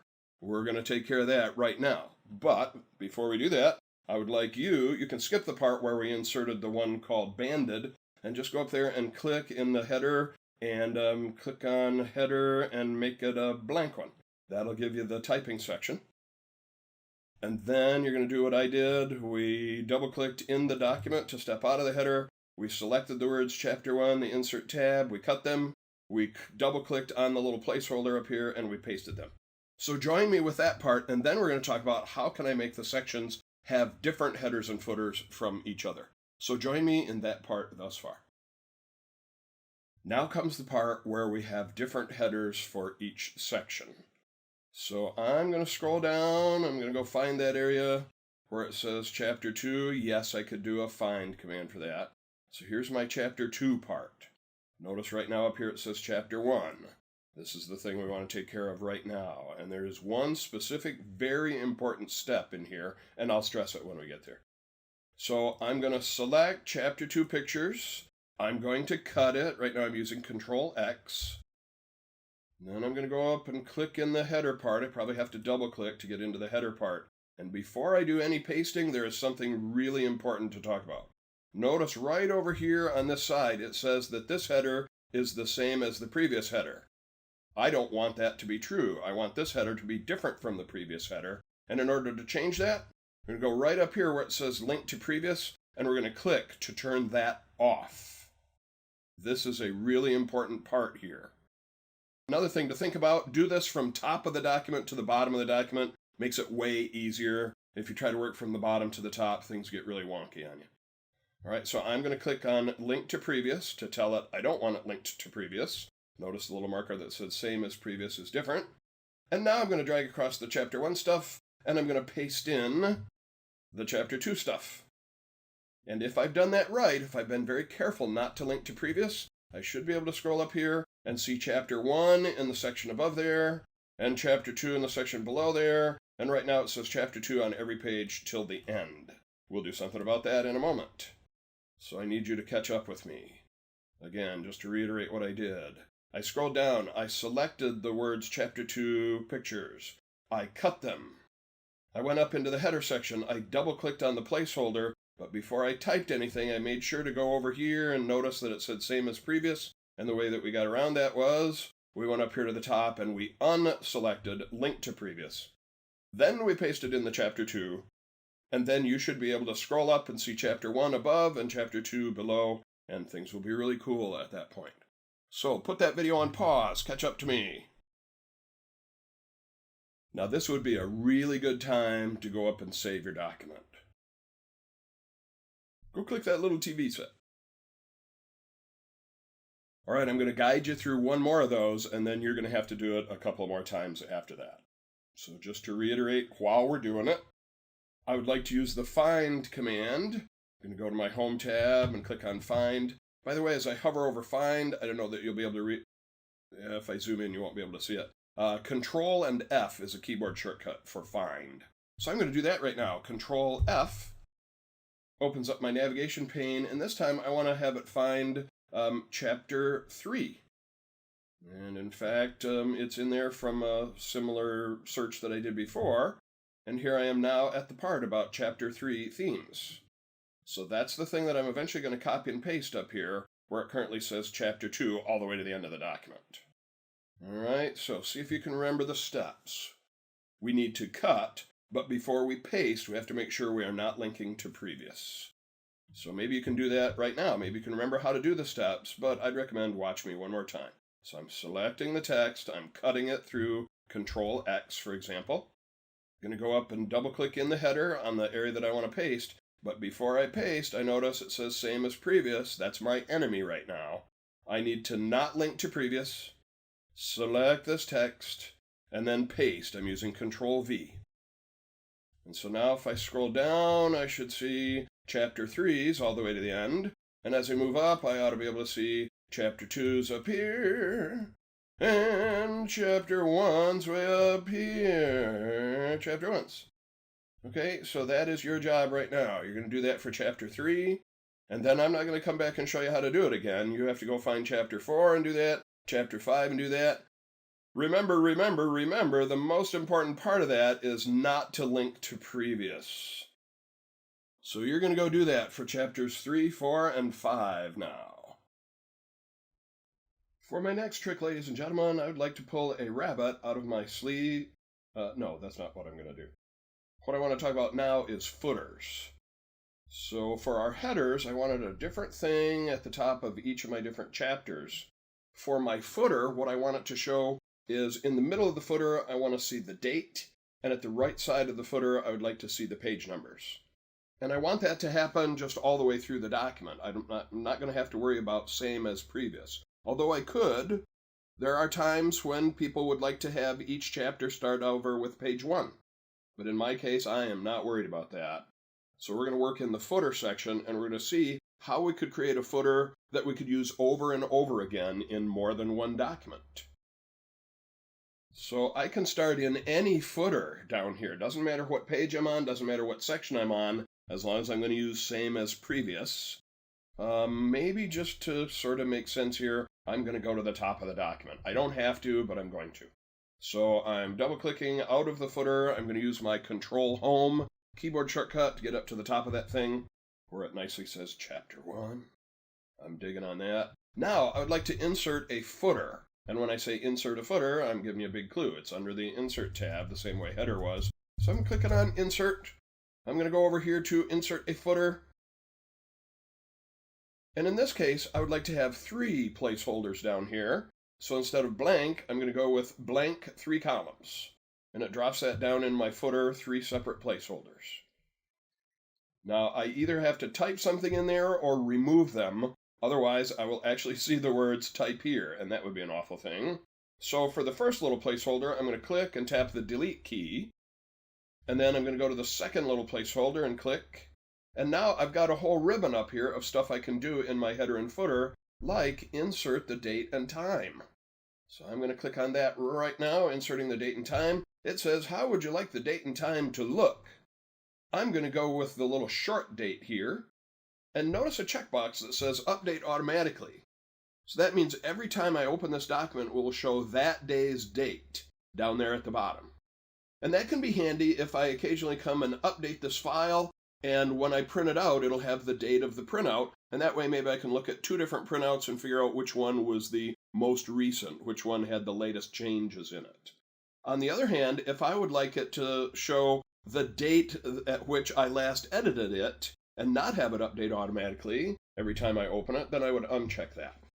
But in my case, I would like it to update automatically so that every time they open the document, it shows that day's date in it. So I will leave that check marked and I'll choose OK. So there is today's date. And then the other thing I said I want to put it in there was the page number. So I'm going to click where it says type here over at the right-hand side. And I've got a thing up here about page numbers. Now, when I click on that, I've got all kinds of choices. Top of the page, bottom of the page, page margins, blah, blah, blah. I have, through my experience, discovered the best way to do that is select the place where you want the page number to be, and then go with this bad boy right here, current position. That way I'm not going to get any surprises about having it appear someplace that I wasn't quite sure of. So, hovering over a current position, I see a little pull-down list of page numbers, where I could have it just the page number or the word page and the page number. If I scroll down just a little bit, there is one of them down here. By the way, there's only one of them here that shows page X of Y. So that'll show me what page I'm on and the total number of pages, and that's the one I like. I'm going to click on that and drop it right in there. So it says I'm looking at page 1 of a total of 15 pages. And if I scroll down, it says that on every single page. By the way, just a little keyboard shortcut. If I'm in the header or footer section and I tap the down arrow key, it goes to the next header or footer section. Down arrow again goes to the next header or footer section. And so this way I can see it's going to have today's date and the page number on every single page, and it's just fine with me if it's same as previous. So now it's your turn. Let me just remind you what we did. First, we didn't have a header or footer. Well, we had a header, but we didn't have a footer. So in this case, we went to Insert. We wanted to insert a footer this time. We chose the blank 3 columns. Then we deleted the leftmost placeholder. We put today's date in the center placeholder. And we put the page X of Y in the right side placeholder. Your turn to go do that. Come join me. In our previous lesson, we just saw how to insert a footer, and I promised that we would have a way to save that for future use. It's time to talk about how to do that. So when I'm in a footer, one of the ways to get there, just double-click in the footer area. Now I'm in the header and footer design ribbon. When I click on the pull-down arrow for footer, you'll notice there is a choice down here about save selection to the footer gallery. Also notice that it's grayed out. Any theories as to why save selection to footer gallery would be grayed out? What does it usually mean when something's grayed out on a menu? it means it's unavailable, but it also usually means that if I did something else first, then that would become available. Save selection to the footer gallery. I have not made a selection. That's why it's grayed out. So I'm going to go make a selection. I'm going to double click in the footer section, and maybe I'll move out here into the left margin so I get my up pointing right arrow. A single click selects that whole line. Now that I have a selection, I can go to the footer pull down arrow, and I can say, oh look, save selection to footer gallery. Opens up this lovely dialog window. So it says for the name, it's just going to put in the things that I've typed in there, and that's going to look kind of weird as the name of a footer. So I'm going to replace that name with, let's see, what's in it? Date and page number. That would be the name of my personal footer that I've created. And it's got a category here called General. And you wouldn't know it now because you just have never seen it. My experience tells me if I leave that as the category called General, then my saved footer is going to be down at the bottom of the list of footers that are available. So I have discovered through a little bit of practice that if I switch that from General to something called Built-in, yes, I understand it wasn't really just built-in, but we're going to make that choice, Built-in. And then I got one more secret. If I choose Built-in, it'll put it in a group of choices near the top of the list of footers. And then I got one more secret here. If I go up and click at the beginning of the name and start it with a space bar, alphabetically spaces come before A's and B's and C's. So because of the built-in, it'll be in a group at the top of the list, and because of the space bar, boy, it'll be almost at the very top of the list. The only two that will be above it were the ones called blank and blank 3 columns. So again, reiterating here, I selected the text, I went to footer, I chose save selection to footer gallery, opened up this dialog window. We're naming it spacebar date and page number. Going to put the category as built-in, and then I'm clicking on OK. So what did that achieve? Well, the next time I need to insert a footer, I go up here to footer, and there's mine, date and page number. The only two above it are the blank and the blank 3 columns. Everything else that used to be down there is still below there, but mine is near the top. So it's your turn to do that. You select it, turn it into a footer, do the naming thing where you start it with a space, and put it in the built-in category. Your turn to do that. Hope you're having some geeky fun along the way by now. The next subject on our agenda is to put a nice cover page on this report. And there are some really nice pre-created cover pages that are available. Now, you don't have to be sitting on page 1 to see this happen, but I usually like to. So I'm going to double-click out of the footer section so that I'm talking in the main text area now, and I'm going to use my old friend by now, Control-Home, to go to the top of that document. So here's what my first page looks like right now. And what I would like to do now is insert one of the pre-created cover pages. And again, insert the cover page. That means it's found under the Insert ribbon here. So I'm going to go up and click on the Insert tab. And then on the Insert ribbon, there's a choice over here about Pages. And when I click on the little pull-down arrow for that, I can see Cover Page, Blank Page, and my old friend Page Break. So this time I'm going with Cover Page. And then here are several that are available right out of the box. Now you may remember there was a header called Banded. Now there's actually a cover page called Banded. If I scroll down just a little bit, I kind of like this one that says Filigree. I used to work in a jewelry store. A filigree ring has little cutouts in it, in the band itself, so you can see through the ring to your finger. And they'll have all kinds of decorations and stuff on like that on a filigree ring. So I'm going to choose the filigree cover page. And there it is. It drops it right in there. Now, it always puts that at the beginning of the document, no matter what page I was sitting on when I did it. And you can't have more than one cover page. Well, actually, you can if you go through a bunch of finagling, copying, and pasting, but there's no real use for having more than one cover page. Now, you notice on the cover page, it's got a place for the document title and a place for a document subtitle. And if you don't either erase or type something in those places, then when you print the thing out, it'll say those words, document title, document subtitle. So I can see up in the title bar, the name of the document is Section Breaks Mod 2 blah blah blah. That doesn't mean that's what the document title has to say. Maybe this document is about how to use Microsoft Word for various methods.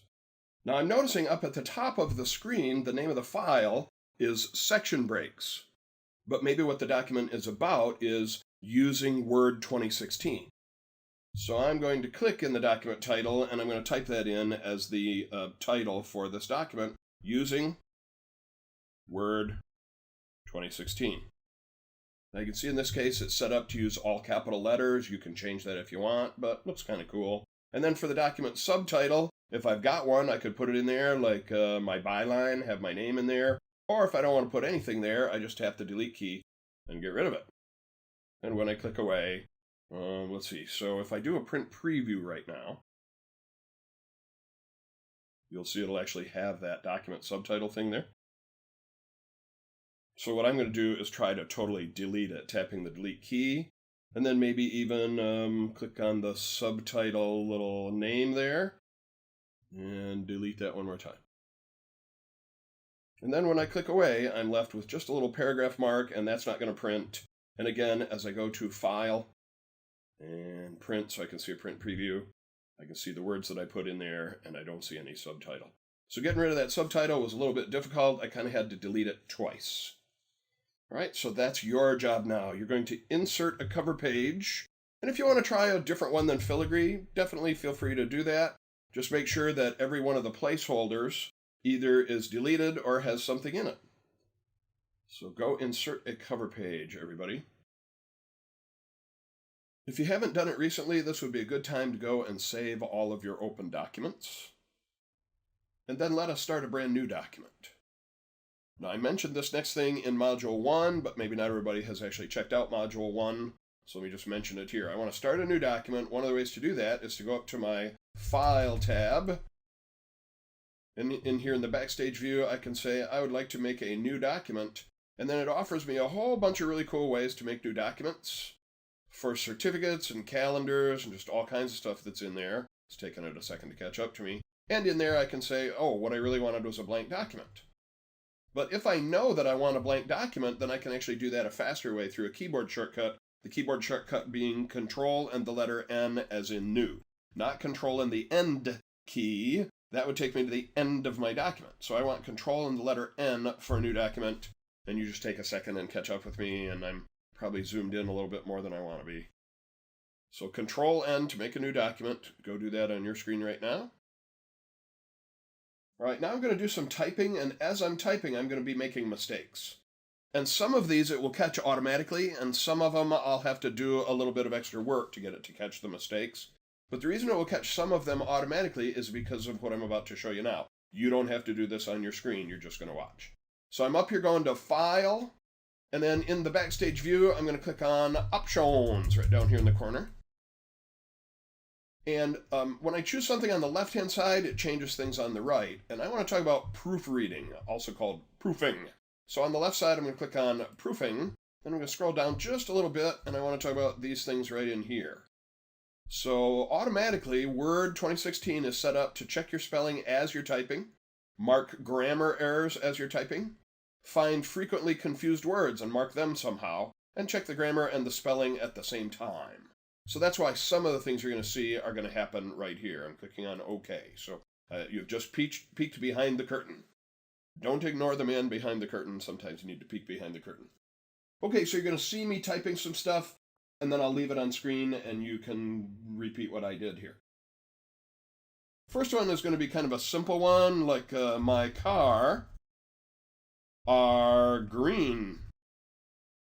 And right now it doesn't seem to have caught the word R, but as soon as I hit the Enter key, sometimes that's enough to get it to trigger catching the thing that was wrong. All right, we'll talk about what to do that in just a moment. I'm going to keep typing now. Let this company go about, but I'm going to misspell about, A-B-U-O-T, about its business. And I want you to watch a special thing that's going to happen right here. I'm going to slightly mistype business, B-U-S-I-N-E-E-S, when it really should be E-S-S. And when I hit the period, did you see it fix it? I typed EES, it typed ESS. Again, we'll talk about why that happens in just a moment. All right, I'm going to hit the Enter key. By the way, that was called autocorrect. Oh, now it finds something about the its that it doesn't like. So while you're typing, it will catch some things. Other things, it waits until you hit the Enter key or a space bar to catch problems. And some words it just fixes right away, and you might even not notice that it fixed it. My first job was at McDonald's. So when you worked at McDonald's, they would show you these training films on how to do things. And one of my favorites was the training film about building Big Macs, because it had some just classical subjects in it. So one of the things that they would say in this video, I'll never forget it, you're working on a Big Mac. And so you've got a toaster that has the 3-section bun for the Big Mac. So it's got the bottom, it's got the middle, and then it's got the McCrown. Yes, that's what they called it. So one of the steps in the video for making a Big Mac was put the McCrowns on the McBuns. That was my favorite phrase in the whole training video. Put the McCrowns on the McBuns. And then you send them to the front because that's the last step. So put the McCrowns on the McBuns. When I hit the Enter key, it seems to catch something about the McBuns. So I'm going to leave this on screen. I would like you to go to your window and type things the way I did. And remember, when you type in business, try to type it EES. And as soon as you type a period and hit the Enter key, it might not even wait that long. It might just fix it while you're typing it. So again, I'm going to leave this on screen. You're going to catch up with me, put the video on pause, and do that stuff. All right, welcome back. By the way, I'm from the Detroit area originally.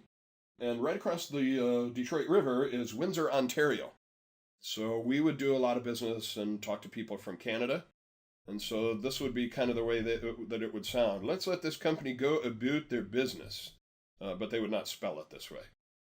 More information than you need to know about me. So let's see what we can do about these things that it has found. I'm going to go up here and point at the R green, and I'm going to right-click on it. And in the pop-up stuff that appears, I've got the little mini formatting toolbar. And then down here at the bottom, I've got stuff down here about spelling and grammar. And so it's suggesting that I should use the word is, and if I click on it, it'll replace it. But maybe I'd like to figure out a little bit more information about what's wrong with that word. I'm going to slide down here and click on grammar. And that opens up a little window pane over at the left side that says, all right, here's the word that's wrong, here's what we're suggesting. And if I click on change, it'll just fix it. Or if I want to read more about it, I've got a little arrow down here that I can click on and scroll down a little bit, and it's telling me what's wrong with it. The subject and the verb should agree in numbers. They should be singular, or they should be both singular, or they should be both plural. And then it offers me some suggestions that are not about my specific word here, but here's what we're talking about, here's some examples. All right, so in this case, I do want to replace it with is. I can just click on change right here, and it does that, and it hides that little mini panel that popped up. So you try that. You can right-click on it, and in the little pop-up that appears, you can just click on is, or if you want to read more about it, click on grammar, and then read about it, and then click on replace. All right, let's move on to the next one. So for each of these, you're putting the video on pause so that you can try it out. All right, let's talk about the next one. I'm going to do the same thing. I'm going to right-click on let's. And this time they don't seem to offer me the little extra thing about grammar, but they do tell me, oh, it should be like this with an apostrophe. By the way, if it's not really misspelled, then I'll have this thing about ignore it, or we'll see some other choices in a minute. So I'm going to click on let's with an apostrophe, and there it fixes that one. And then I'm going to right-click on about, and it offers me choices that are like that one. And we'll talk about, so where did it get these choices from? Well, I got it from something called the Spell Checker Dictionary, which is just being mentioned down here. So I'm going to click on the better spelling of about. By the way, early on, building computers, they thought they would be able to teach computers how to spell relatively easily. They would give it a bunch of rules, and they'd let it get some experience, and that way it would learn. And eventually they got to that. Any of you who watched Jeopardy, where they had the big blue computer playing against humans. So eventually they kind of worked that out. But imagine initially trying to teach a computer how to spell. I want to give it some rules. Here's one that you've probably heard along the way. If you have a word with an E and an I right next to each other, which one would come first? Okay, computer, I'm going to give you this rule. I before E. There we go. But some of you in your head right now, you're saying, yes, except after C. All right, so now I got to go in and give it the rule about, okay, I before E. Oh, there's an exception here, computer, except after C. And when I talked to my father about this years ago, he said, well, the way we learned that rule went like this: I before E, except after C, except when sounding like A, as in neighbor, N-E-I-G-H-B-O-R, or way, W-E-I-G-H. So now I'm in there saying, hey, computer, I before E, oh, there's an exception to the rule, except after C, oh, there's an exception to the rule, and they, eventually kind of gave up on that for a while. And what they've done in the Office suite is give it a spell checker dictionary. Now, this is not a dictionary with definitions. They do have one of those. It's called the Thesaurus, but the dictionary is just a list of about 100,000 correctly spelled words. So that's where it got the better spelling of about, was from that spell checker dictionary. All right, next thing that I'm seeing here is it's with an apostrophe. I'm right-clicking on that. It says this one should be done without an apostrophe. The only time you should use an apostrophe is if it's short for it is. And in this case, that's not that. Let's let this company go about it is business. No, so I need it's without the apostrophe. All right, put the video on pause and you try that. All right, now we come to the McCrowns and the McBuns. So I'm right-clicking on McCrowns. It's having a little trouble figuring out what this should be. Microns, macrons, crowns, McNouns. Man, I don't even know what that word is, but it's in the spell checker dictionary. So if this is a word that I use a lot because I work at McDonald's and I write documents about McCrowns, then I do have a choice to actually add it to the dictionary, and I'm going to do that right now. By the way, it would be a really good idea if you had it spelled correctly in the first place when you add it to the dictionary. Otherwise, you got to figure out, so how do I get it out of the dictionary and then fix it? Well, while I'm just mentioning it, let's talk, let's see. So I'm going to go up to the View tab, and I'm sliding down here to Options, and I'm going over here to the Proofing Tools. We were looking at this a moment ago with the check spelling and all that, and right here it says, hey, we've got some custom dictionaries. And so I'm going to click on Custom Dictionaries, and it shows me a couple of them. And one of them, if I zoom in on it, it's named my Roaming Custom Dictionary. And it says that's the default place where it would store these kind of words. So with that one selected, I have a choice over here at the at the right-hand side that says I would like to edit that word list. So I give that a click, and then here is my special word list. And if I misspell it here, I can delete it. Notice there's not a fix it here. So if I'm realizing, oh, I misspelled that one in the first place and I want to remove it from that spell checker dictionary, I can select it here and then delete it, and I'm going to do that. And OK a couple of times. In fact, OK thrice. There we go. So now it's misspelled again, and I don't have any better phrase for that. So we could do the same thing with McBuns. By the way, the red squiggles are not going to print. So if this is just a one-time thing and you don't want to add it to the dictionary, leave the red squiggles there. That's fine. All right, so try that out. Right-click on the word McCrowns and add it to the dictionary. And then to remove it from the dictionary, you go to File and Options, Proofing, Custom Dictionary, Top Default Dictionary, edit the word list, click on the word, and delete it. So that's your job for the next couple of minutes here. Put the video on pause and go do all of that stuff. All right. Now, I'd mentioned that there are some things that it won't necessarily find on the first pass through, but there's another way to get it to kind of start over again. I'm going to go up here to the Review tab. I'm going to click on that. And then I've got a choice in here about the spelling and grammar. And I'm going to click on that. And right now it starts wherever my cursor was and checks forward from there. And here are words that are in the spell checker dictionary that it found. And I'm going to say, no, I don't really want to do any of those. I'm just going to say ignore all for the moment. And then it finds this one that's wrong. And I'm going to say, yep, ignore that one as well. And now it says, all right, that spelling and grammar check is complete. Sometimes it will find things that it didn't find previously. So I'm just saying, after you fix the things that it found automatically, run that spelling and grammar checker again. And then one more thing that's really important, there are still things that it won't find. You still have to eyeball your document and go through it and see if there are things that it didn't find that you would like changed. So you still need to go through and check things by eyeball, but it's kind of nice to feel like somebody's watching your back. In this case, Word itself. Now, I had mentioned that there were a couple other things we were going to talk about, so let's look a little bit more about the proofing tools. For example, let's say I would like to find a different word for the word company. So I'm going to go just click in the word company to put my cursor there. I don't really need to select the whole thing, as it turns out, for this. And under my review tab, where I was doing spelling and grammar a moment ago, that pulled things in from the spell checker dictionary. But I said that dictionary doesn't really have definitions or synonyms. The thesaurus does that. So I'm going to click on the thesaurus.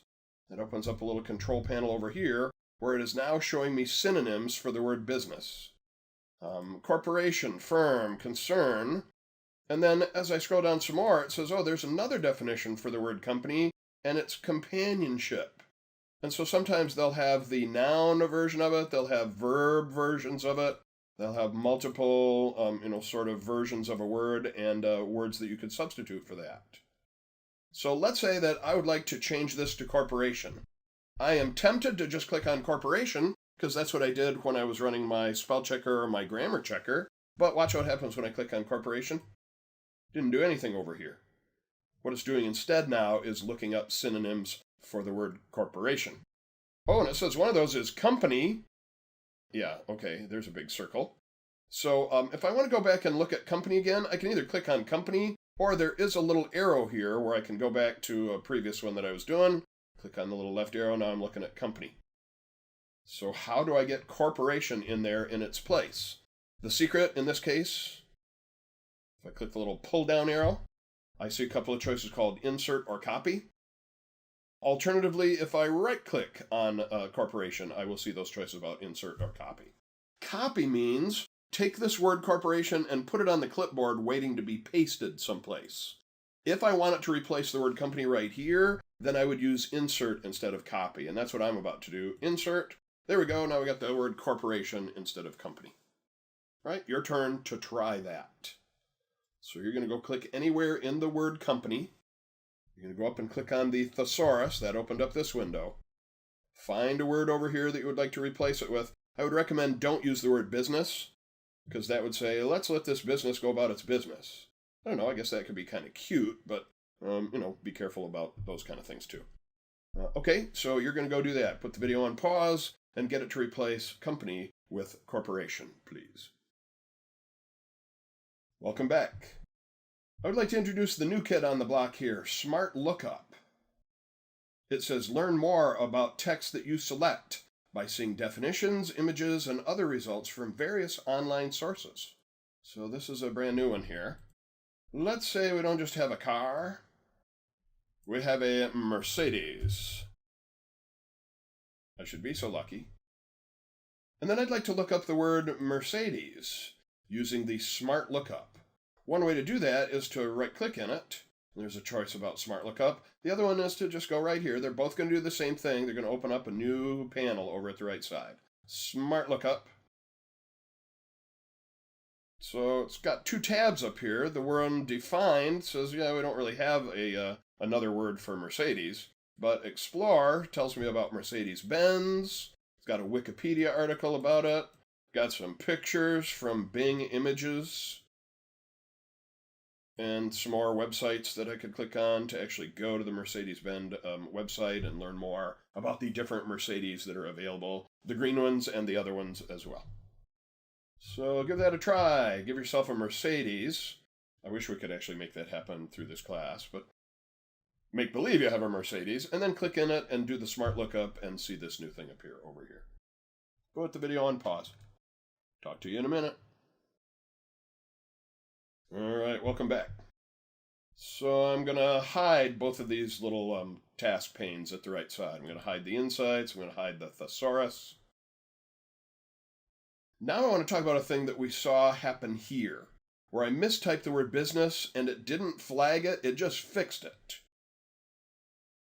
That's something called autocorrect. And we're going to see that there is a list of commonly misspelled words and their better spellings. And it can be used in a couple of different ways that we're going to see. So I'm going to click right at the end of that last sentence. I'm going to hit the Enter key. And I'd like you to watch it do a couple of these. I went to, and I want to type the word the, except I mistype it, T-E-H. You see me typing T-E-H. When I hit the space bar, it says, oh, you probably meant T-H-E. And if I'm just typing along and I misspell it like that, I won't even see it fix it. It just does it. So I went to the store, and I'm going to misspell it, A-D-N, and I bought a Mercedes. Must have been a heck of a store there. So that was a couple of examples of something called autocorrect. Now, maybe you have words that you realize from your experience that you commonly misspell, and you'd like to add them to that dictionary. There's also a couple other things we might use this for. So first of all, let's go see what this autocorrect list looks like. So I'm going to go up here to File, and I'll give you time to do this in a minute. You know how it goes. You watch me first, and then you try it. So I'm going up to File and Options, and I'm going back to that proofing section where we were talking about the custom dictionaries, the things that it automatically is looking for. And then in the upper right corner, here's the bad boy I'm looking for right now, autocorrect options. I click on that. Here comes a list. So up here at the top, we have things that it's looking for all the time, like 2 initial capitals. Here's an example of it. Or if I type a sentence and I haven't capitalized the first letter, it'll do that for me automatically. We've all had this happen where you've accidentally hit the caps lock key and it's typing everything reversal. It can try to look for those things and automatically fix it while you're doing it. Also, as I move down a little bit here, it's got a list. On the left side, it's the misspellings, and on the right side, it's what to change it to. For the moment, let me just scroll down in there. And then I'll zoom in a little bit. So, about the should be replaced with about space the. And again, these are auto-correcting features. You type it this way, it automatically types it this way. So you could go up right in here and type some word that you know you commonly misspell, and then type the better one in here. You might have to go look it up in the dictionary first to see what the better spelling is, but this way you could create things on this list of your own. You would type in the bad one, type in the good one, click on add, it would now be in this list. Now I kind of scrolled past a couple of things that were in there that I should go back and talk about for a moment. So if I want to make a copyright symbol, I can type parentheses around a lowercase c, and as soon as I hit the space bar, it'll replace it with a copyright symbol. We've got the old school smileys in here, so you could type one of the old school smileys and it'll fix it up with a new school smiley. But there are other things that I've seen people use this for. Let's say that I work for Dr. Norval Knockenlocker, and I'm supposed to sign his name at the end of every document that I send out to his customers. And so I'm always in there, all right, how do I spell Knockenlocker? So I'm going to set a thing up, so maybe I'll just type Dr. K, maybe even just DRK. By the way, these need to be letters that you would not normally just type in the course of typing a normal document, at least not these 3 letters and then a space. So I'm going to type in DRK as an abbreviation for Dr. Knockenlocker. And then on the right-hand side, I'm going to spell his name in there. Dr. Knockenlocker. All right, got one more step to do here. I'm going to click on Add. Now, let's see this in action. I'm going to OK my way out of here. You can see it on the list down here. So I'm clicking on OK, OK twice, and now I'm going to put in his name. DRK. I hit the space bar. Dr. Knockenlocker. Now, you could set up a thing so that when you typed a couple of letters, it could type your name. I can see that it's got a little problem with Knockenlocker here. What could I do about that so that it wouldn't flag his name, assuming I've spelled it right here? Remember how we could add it to the dictionary? I could right-click on it, and I could add it to the dictionary. Again, make sure you've spelled it right the first time, otherwise you gotta go remove it from the dictionary. All right, so I would like you to try that. Again, the way we got there was File, Options, Proofing, Autocorrect Options. So you type something on the left, you type the better thing on the right, add it to this list, and then go check it out. So I'm closing all of those little windows. So I tell you a little story about the autocorrect feature. So you don't have to do this with me. I'm going to go up to File. I'm going to choose Options. I'm going to go to the proofing. I'm going to go to the autocorrect options. So one of my fellow teachers is a guy named Alex. And he has a good friend who's also a teacher here named Jim. So Alex was sent to a company to teach one day, and he knew that Jim would be there the next day. So he set out to sabotage Jim. He set it up so that the next time somebody typed J-I-M, it would type Big Fat Hairy Idiot. And he knew Jim would know how to fix it, but he also knew Jim would be in a hurry in the morning, like typing stuff up on the screen. Hi, I'm Jim, and this is what we're going to teach here. And so it said it went off just like clockwork. Hi, I'm Big Fat Hairy Idiot. And everybody, there was this like big gasp in the room, and he had to look up to see why they were gasping. And he knew who had done it. He said, Alex. So they were both telling us the story later on. Now, I'm not suggesting you do that to any of your coworkers. Silly little note there. A little bit of a brain break. I don't need this document for anything more, so if you just finish the previous section here, feel free to close this document. So one of the ways to do that, I can go to File and Close. It asks me, do I want to save it? And I will say, no, thank you. So let's go open another file here to play with for our next subject. So we can go to File and Open, or you can use Control-O. Going through File and Open. I get to this window, I'm going to go Browse. And I'm going to go take advantage of the fact that I made a little shortcut over here. So I'm going to go over here and click on my Word sample files.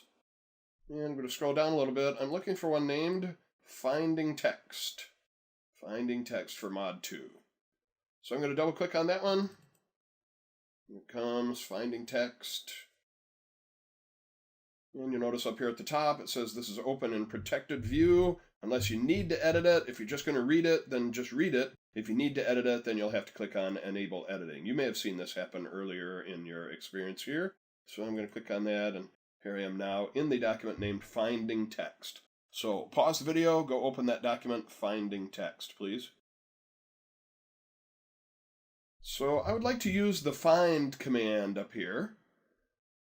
I'm going to go click on that. By the way, as I'm hovering over it, might be tough to read, but it says a keyboard shortcut is Control-F. So either Control-F or click on the word Find opens up the left side navigation pane. Last time I was here was in another module where I was looking for the words Chapter 3 in a document. Notice in this document it doesn't find any Chapter 3. But maybe I would like to look up the word Gallery, find where the word Gallery appears.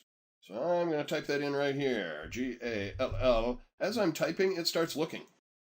The more I type, the more specific it gets about what it's looking for.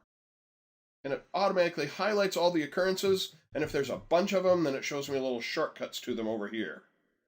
So I'm scrolling up and down, hovering over this one. It says that one's on page 1. Scrolling way the heck down here, hovering over that one. It says that one's on page 4. Apparently the word gallery is in here just a whole bunch of times. Now, maybe I want to replace that word just once with some other word. Well, we've seen we could do that through the thesaurus, for example. Or maybe I want to replace all occurrences of that word with something else.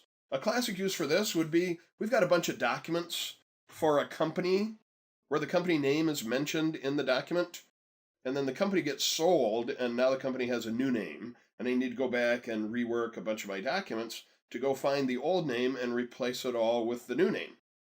So we do have a couple of different ways to replace things. I'm going to go up here and click on the little pull-down arrow next to the word gallery. And I've got some choices in here about, for example, do I want to find graphics in my documents? Do I want to find footnotes in my documents? Well, not what I want to do right now. What I want to do is replace the word gallery with something else. So I'm going to click on Replace. And now it opens up the Find and Replace window. By the way, I could have done that by clicking on Replace up here to start with. So now it says Gallery, and then down here I'm going to tell it what word to replace it with. And then I can either replace it once and then find the next one and decide about replacing that, or I can replace all of them. Also, as I look down here under the more, I've got some other choices down here about, do I worry about uppercase, lowercase?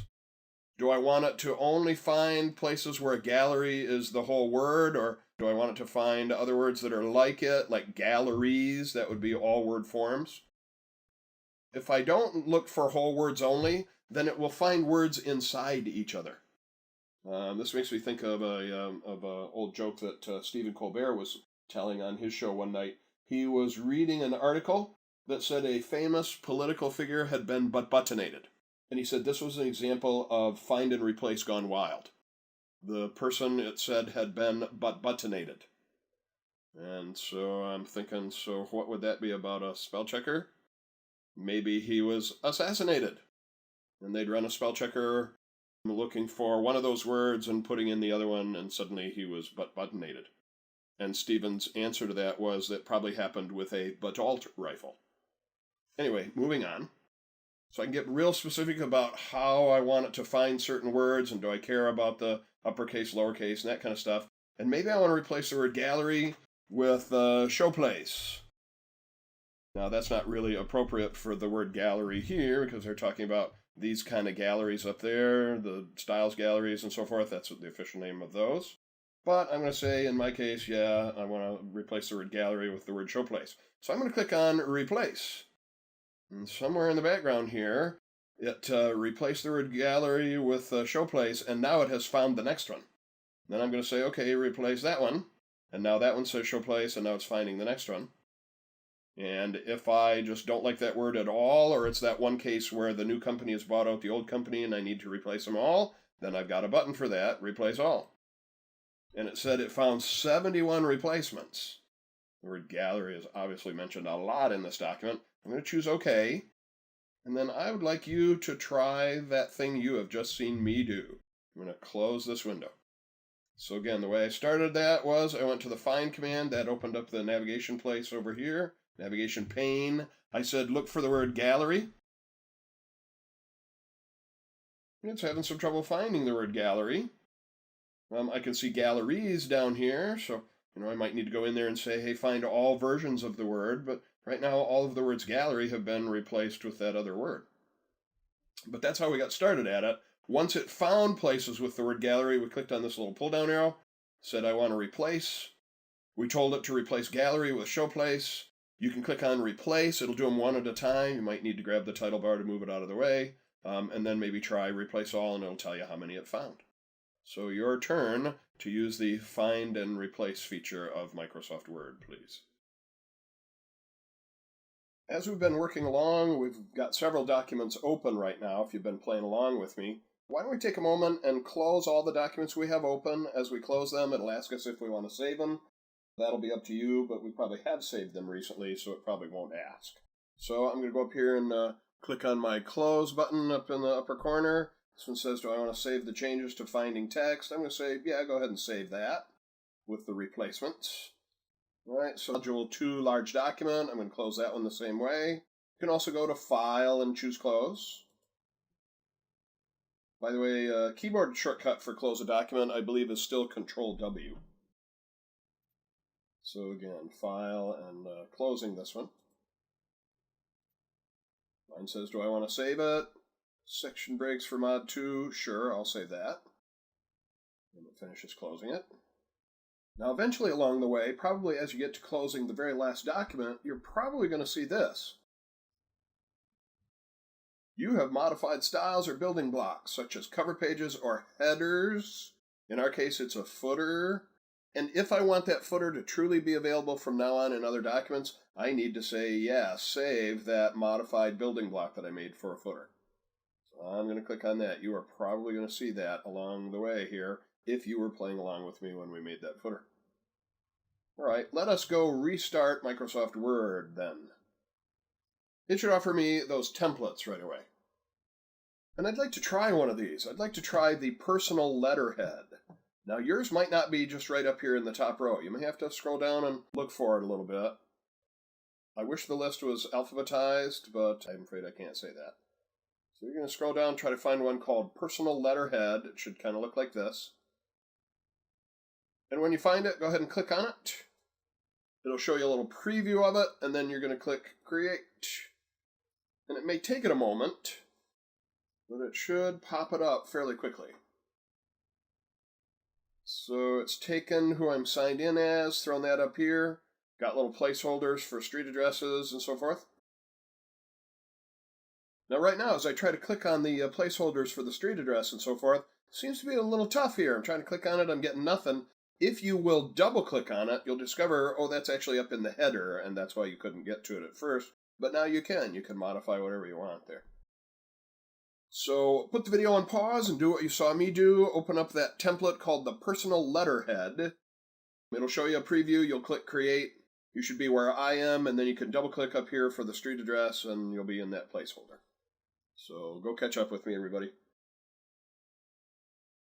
So you could go up here and modify the street address, your telephone number, your email, those sort of things, and that way that would be in this document the next time you open it.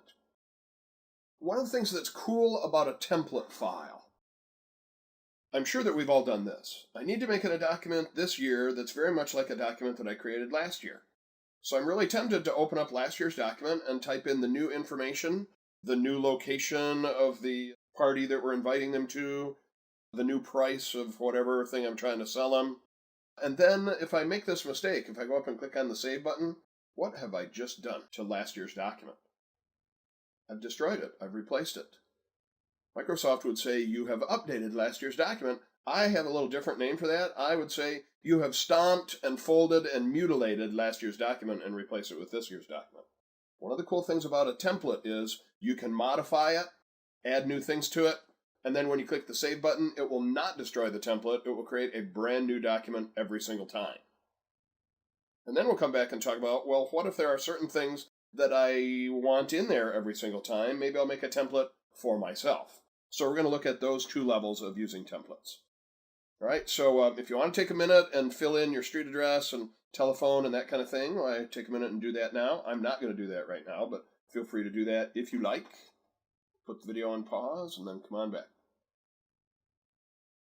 So let's imagine that I have done that, and now I want to use this template for a particular thing. So I'm going to double click down in the regular text, gets me out of the header.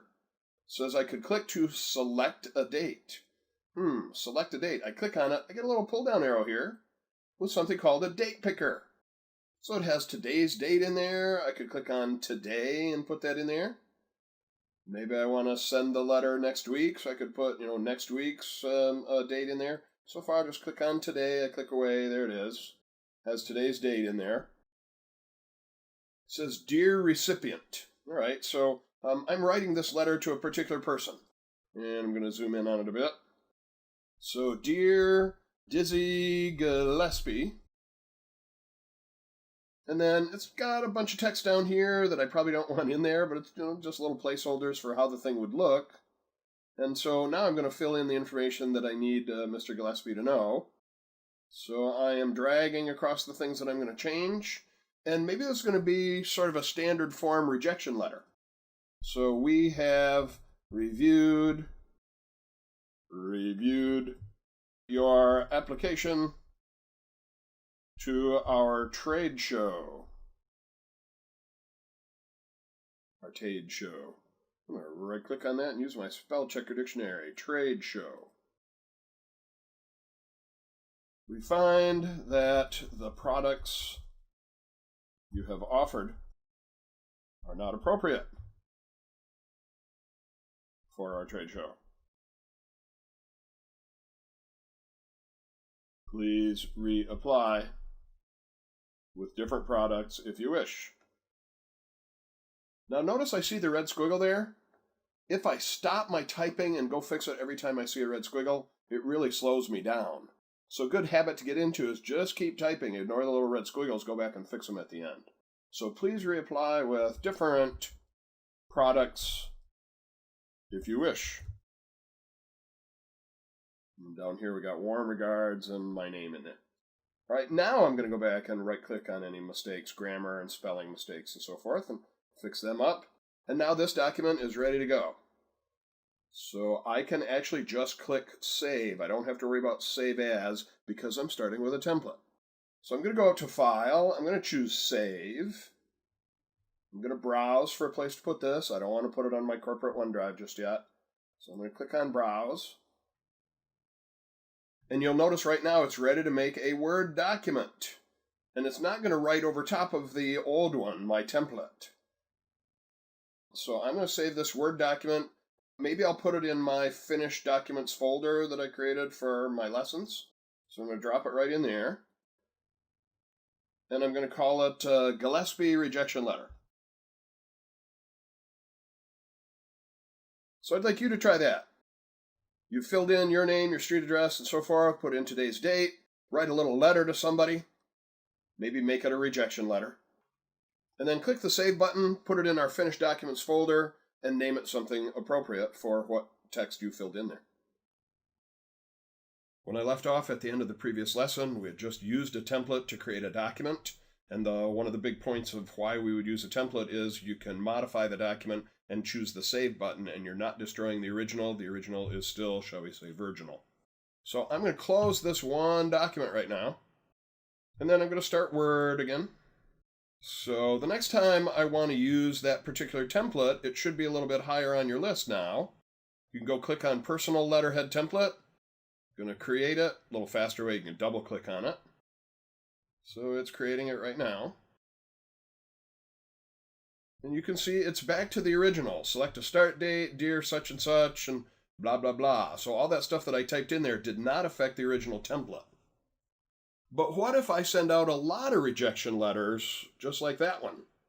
We don't like what you offered us, but feel free to reapply with other products. And maybe that's just going to be kind of a generic letter that I send out to a lot of people, and I don't want to have to retype all that stuff all the time. So what I'm going to do is make a template for myself that has that stuff that's not going to change every time, my street address, city, state, zip. I still want to have the part about select a date. I still want to have the part about select a recipient, but I will rebuild that stuff that I had just said about, you don't qualify with what you're offered us so far, but please reapply with other products. So I'm going to change this up, and I'm actually going to save it as a template this time. So put the video on pause. I would like you to reopen that template. It should be just as it was when you first found it. So this time go in there, enter your street address, city, state, zip, the stuff that's not going to change every time, and then come on back. You'll discover I have done a similar thing by the time you get back. All right, welcome back. I've made up a street address here, 123 Elm Street. I'm thinking of Freddy Krueger, I guess. Really dating myself there. So every time I use this, I want to be able to select the date. I want to be able to fill in a recipient name. Caught a little grammar thing here. I wanted it to say we have reviewed your application. So I filled in basically the same stuff that I sent to Mr. Gillespie earlier. I guess I should be nice and put a period at the end of that sentence. So why don't you take a moment and basically duplicate what you see here. I'm going to leave this on screen. You're going to pause the video. You're going to go change these things, please, and then come on back. We're almost done. So these are words that will not change every time we send this out. Maybe I want to have this as a template called rejection letter. That means we need to save it specifically as a template and not as a document. So this will be a save as command. You're going to watch and then you'll do it. So I'm clicking on File. I'm going to Save As, or I can use my keyboard shortcut F12. I'm going to browse for where to put this thing. Now, just offhand, it's ready to put it in the My Documents folder, and it's ready to make a Word document, and whatever were the first words in the document, it wants that to be the file name. All right, so I'm going to change that. I'm going to name it Rejection Letter Template. I don't have to put the word template on there. Maybe I'll just call it Rejection Letter. I'll know that it's going to be a template. And then right down here, where it says Save it as a Word document, I'm going to click, and I'm going to tell it specifically, save it as a Word template. Save as a Word template. Now suddenly a special thing has gone on in the upper part of my save window. Notice it's not ready to put it in the My Documents folder anymore. It's ready to put it in a folder named Custom Office Templates. That's a default choice for where your personal templates go. And I'm going to let it go there, and I'm going to let it be called Rejection Letter, and I'm going to save it. So now you can see the new name up here, Rejection Letter. And again, you might not be able to see the 4-letter extension on the end of your file names up here, but instead of ending in DOCX, this one ends in DOTX, as in template. All right, so your turn. You've changed words down in here to be the ones that you're always sending out with this rejection letter. And then again, we went to File and Save As. At first we said Browse. It was ready to put it in the Documents folder. But as soon as we said I want to save it as a template instead, then it's putting it in this magic Custom Office Templates folder, and we've named it Rejection Letter. So catch up with me there, finish that off, put the video on pause, and go that far, please. All right, so now we're going to see how to actually use this template. So I'm going to close this document. Happens to be the last one that I have open, so now I have to go restart Word. So I've still got the personal letterhead over here, but that's the generic one. I'm looking for my rejection letter. The list is not alphabetized, but you could spend a long time trying to look for that in this list. You will not find it, because this is the featured list. If I want to look at a list of things that I have created, I have to go to my personal templates. So I'm going to click on Personal Templates. Hey, there's my rejection letter. I'm going to call it up by clicking on it. There it is. So it's got the rejection stuff in it. I have to fill in the date, I have to fill in the recipient, and then I'll send it out. So do that much. You can either close Word or go to File and New. I would recommend that you close the document that's specific for Mr. Gillespie, and then go to File and New, or if that was the last document it had opened when you closed it, it closed Word, so restart Word. And then when you see those templates, let me just remind you of that last step there. When you're looking at the templates, you have to go to the personal templates and then find yours and give it a click, and it will launch that new template with all of the rejection stuff in there. So pause the video, catch up with me. So now I need to send this out to a different person. So I saved it as a template. Now I've opened it from my personal templates. It's got the information that I filled in that doesn't change from document to document, like the rejection stuff. All I have to do is fill in the date and the recipient. So here's my date. Here's my recipient. I'm going to go to Mr. Gillespie's friend, Charlie Parker. Gets the same rejection letter, so I'm ready to save that. File, save. Decide where to put it. Maybe in my case, I'll put it in my finished documents folder over here. And this will be the Charlie Parker rejection letter. Right? I'm not saving it as a template. I'm using the template I created to create a new document from the template I created, from my personal template. All right, I'm finished saving that thing. And there we go. Let's leave this document on screen for our next lesson. So I'm ending this lesson and then go on to the next one. We're going to talk about how could I then take this document and maybe email it to Mr. Parker.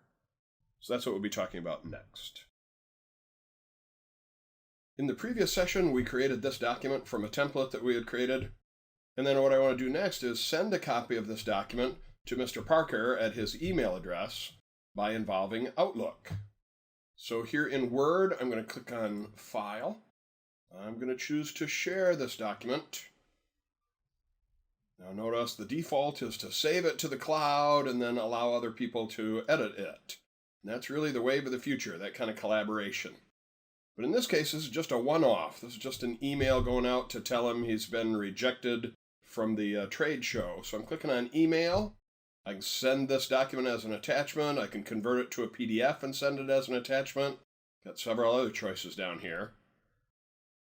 But I just want to send this document as an attachment to an email using Outlook. So I click on Send Attachment. Now it's getting me to sign in to my Outlook program here. I'm clicking on OK to sign in. Outlook should be appearing momentarily. Here it is. Now I have to address it to Mr. Parker. C. Parker at Columbia Records. I don't know if any of you are recognizing these names. Dizzy Gillespie, Charlie Parker. They are legends of the jazz bebop era. I'm a big fan of jazz. In fact, oddly enough, my college degree is in jazz music studies. I've just always studied computers along the way as well. My minor is in computer studies, but trombone players usually don't have Blue Cross and things like that, so it's been good to have some other talents. But that's how I'm familiar with the names Dizzy Gillespie and Charlie Parker and those kind of things. So I got to tell you, I'm making up an email address because Charlie Parker isn't even alive anymore. So I'm going to send this out to him and, drop a little note to him saying, please reapply if desired. Then we've also got the rejection letter going out here. So when I click on send, it ought to send that email to him. Here I've got, a couple little things that are hampering it. The fact that this email address doesn't actually exist. But in your business, in real life, when you clicked on send, it would actually send that thing out. So let's assume that would happen. If you would like to try that, send out something to Charlie Parker, you'll probably run into the same kind of things that I'm running into, that he doesn't exist. If you would like to try to send it to, I don't know, maybe yourself, then you should have better luck at that. So if you want to try that, feel free to just send it to yourself here, just so you can see it actually happen. So that's the end of our section about taking a document that you've created, attaching it to an email, and sending it out. So I'm going to close these windows. Once you have sent that out, you can go ahead and close Outlook if it happens to open for you, and you'll wind up back in your document. Thanks, everybody. So that's the idea of sending out by email.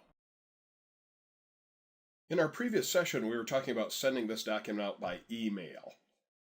Let's do as we have done with several of our other sessions. Let's close all the Word documents that we have open, and we're going to switch gears and we're going to talk about sending something by snail mail, post office mail. So I'm going to close this document, and then I'm going to go open one here. I'm going to switch from my finished Word documents to my Word sample files documents, and I would like to reopen one that we were using earlier in this session. Its name was Section Breaks, and it's got several pages to it. That's why I'd like to reopen that one. So I'm scrolling down through the alphabetized list here and finding section breaks that we've used in Module 2. So here's my cover page, and then here's my other pages where we'd set up the headings at the top of the pages and so forth. I'm looking down here in the bottom left corner. It says this is a 16-page document. So I'm going to print this thing out. And then eventually we're going to talk about putting it in a snail mail, printing out envelopes and that kind of thing. So first of all, let's talk about printing the document itself, getting it on paper, and then we'll decide what to do with the paper in the next session. So to print this thing, I'm going to go up to the File menu, and as you can imagine, I'm going to click on Print. And so I really like the fact that they give me a print preview right away. Any of you who have been around Word for a long time, there was an older version of Word where you had to make a separate choice about seeing a print preview. Here, as soon as you go to print, you see the preview right away. So there's a couple of things going on in the lower left section over here. What is it I want to print? Do I want to print all the pages? Well, that's what it is by default. But let's imagine that maybe in the middle of this thing, there's a page that has a coupon for some freebie, and that offer isn't available anymore, and I want to skip that page. So one of the ways that I could choose to not print all the pages is in this box right below, where I can list consecutive pages by putting in a number and a hyphen and then the number after it. And then anything that I want to leave out, I can leave a comma and then choose some other pages. And right now that seems kind of vague, but let me tell you what I'm talking about here. So I could say, let's see, I'm looking at this thing, it says it's 16 pages. I can actually kind of move from page to page to see what things are going to look like. So if for some reason I didn't want to print page 7, let's just imagine that that's the case, I could say for the pages I want to print, I'm going to print pages 1 through 6, comma, 8 through 16. Or I could say 1 through 6, comma, 8 through 12, comma, 14 through 16, something like that. So let me just zoom in on that. I've said give me pages 1 through 6, skip page 7, give me pages 8 through 16. Right below that, I get to choose if I have a printer that'll print on both sides of the paper. I should have a choice about that. Now, I can also do that up here under the printer properties, and this is probably actually a better place to do that. So the properties that are available when you click on printer properties, of course, will depend on which printer you've got, the brand, the model, and so forth. I happen to be set up on a printer here that can print both sides of the paper. So I could say, well, what quality do I want to use for my printouts? I'm going to choose draft. And then under layout here, I get to choose in this printer that will print on both sides of the paper. Do I want to just print on one side of the paper? Or if I'm going to print on both sides of the paper, do I want to flip it on the short side, which would be on the bottom? Or do I want to flip it on the long side, which is, used much more often here? So again, the choices that you have in the printer properties are totally dependent on the model and make of the printer that you have. And then down below that, we were talking about this. Do I want to print all the pages? Do I want to print certain pages? And then this word collated. You've probably run into this word before. Let's say I'm going to print like 8 copies of this thing, and I need to distribute it to the people in my department. So I'm going to print several copies of this multiple page document. The default setting is that document will be automatically collated. That is, as it says down here, it'll print page 1, page 2, page 3, page 4, whatever pages you said. And then when it gets to the end of that, then it'll print page 1, page 2, page 3, page 4. I can't think of any reason why I would ever want to turn that off so that it wound up printing page 1, page 1, page 1, page 1, page 1, 8 times. Then give me page 2, page 2, page 2, and then I've got to be a human collator? I don't think so. I can't think of a time when I have ever used the uncollated choice. Notice here I can choose the orientation of my page, either portrait or landscape. That actually should have been long ago done. As I was putting together the document itself, I should have made the choice about portrait versus landscape orientation way back when. It would also have been a good idea to choose the paper size early on. We saw how to do those things if you took earlier sessions here. Here I can set up the mirrored margins. Again, those are all things that should have been done long ago. So usually when I get here to the printing stage, about the only thing I choose is what pages do I want to print, what printer do I want to use, any properties of that printer I want to take advantage of, and then how many copies am I going to print. That's usually pretty much everything that I choose about when I decide to print this thing. And then, of course, the last step would be to click on print, and away it would go. It would print out my document. So there's not very many choices they have to go through when you're printing the thing out, but do notice you have choices about which pages and some things like that we've just talked about. So now that we've discussed that, why don't we close this document? Now you can choose to print yours if you want. It's not required, and I'm not going to print mine right now. So I'm just going to step back out of here, and I'm going to close this document. In our previous lesson, we talked about printing out a document, and now maybe I need to take that document and send it by snail mail. And that means I'm going to need an envelope for it, but rather than hand addressing an envelope, why don't I actually get Word to print the envelope for me? So that's where we're headed next. I'm going to start up Microsoft Word. I would like you to do the same thing. Here we go. All right, right now, it's ready to do a blank document, and that's an okay way to start. So I'm going to click on blank document. But now I'm going to switch gears, and I actually want to print out an envelope. Now, as I look at the different command tabs that are available up here at the top, I'm wondering where I might find stuff about an envelope. What seems like the most likely place?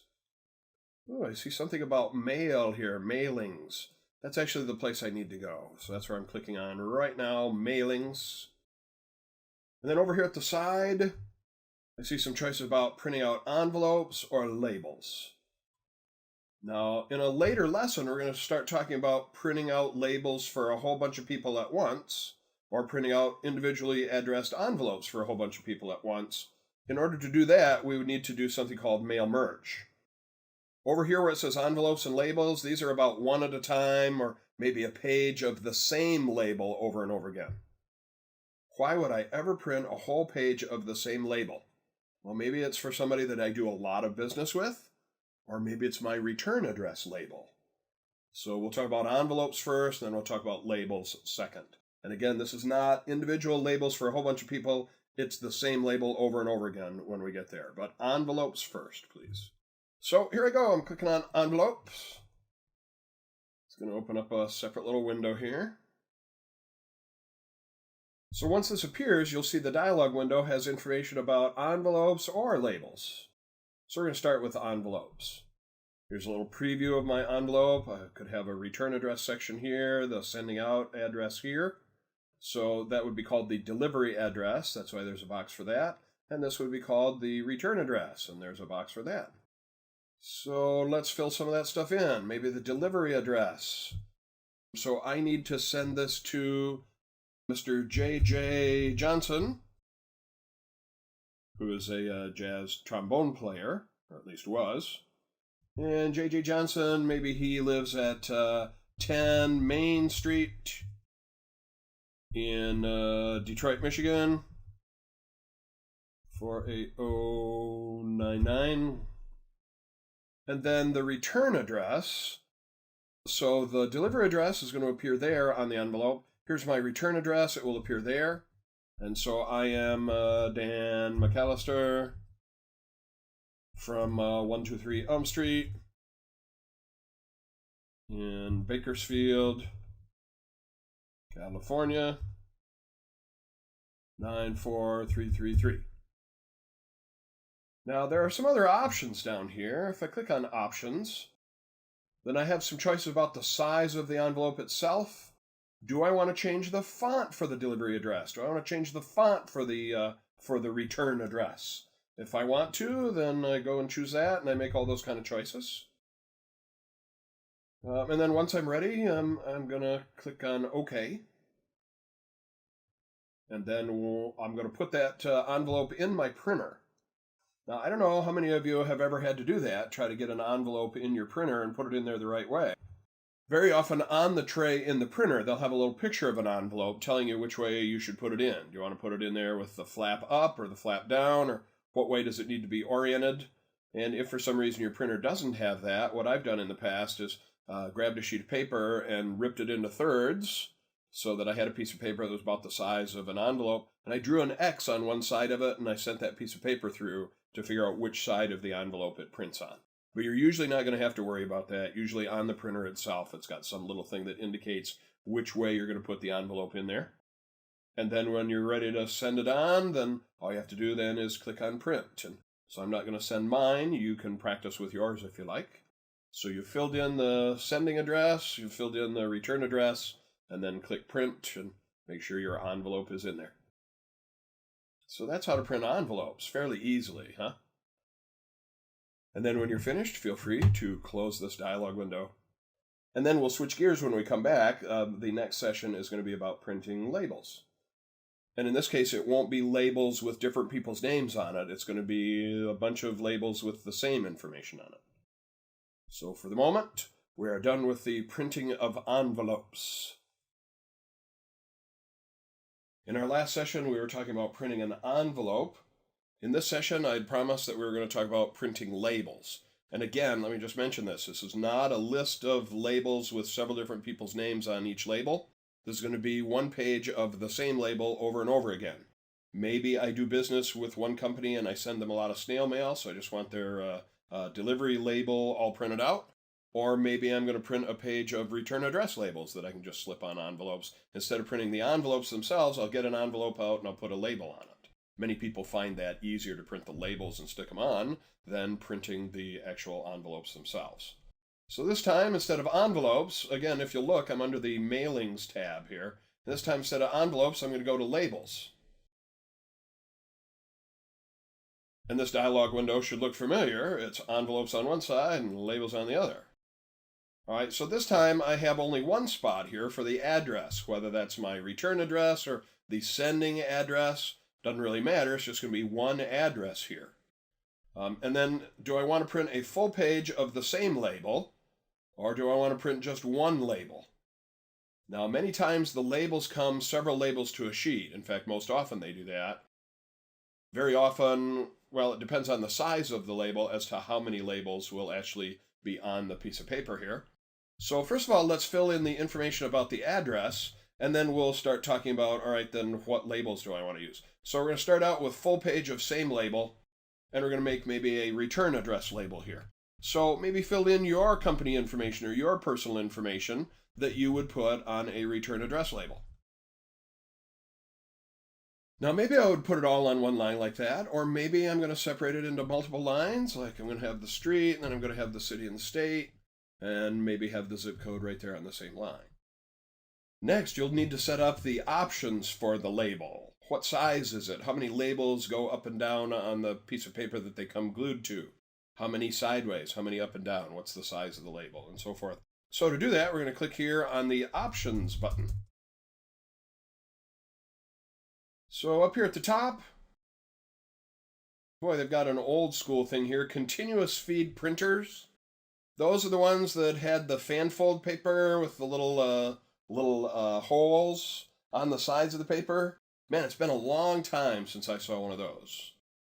And then the other choice, the default choice, is page printers, where you're going to slip in a page with envelopes glued to it.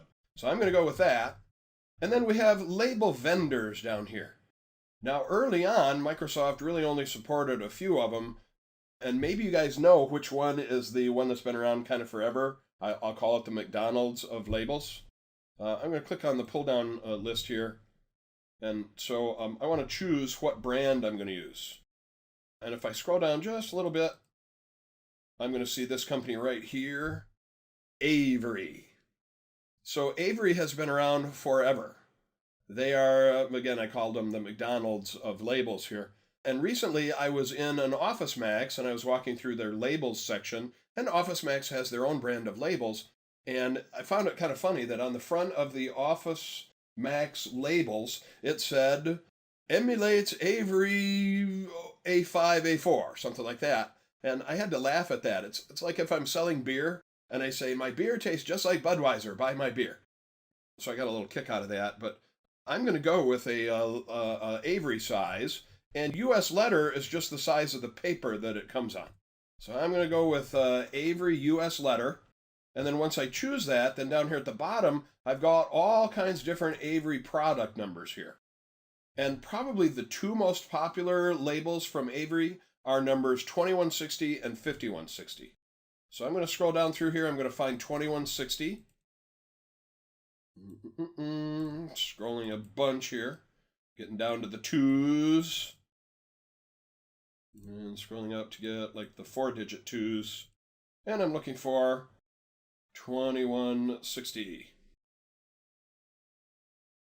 There it is, mini sheet labels, half sheet. So when I click on that, it says, all right, little mini labels, they're an inch high, they're about 2 2/3 inches wide. They come on a piece of paper that's 4 1/4 by 5 inches. Well, okay, that's great if my printer will handle those easily. Let me scroll down and look for 5160. Now, in fact, if right here I type a 5, it will jump past all the 1s and the 2s down to the 5s, which is kind of handy. And now I'm going to go look for 5160. Easy Peel address labels. So these actually come on an 8.5 by 11 sheet. They're the same size as the other ones, 1 inch by 2 2/3. They don't come on a half a sheet of paper, they come on a full sheet.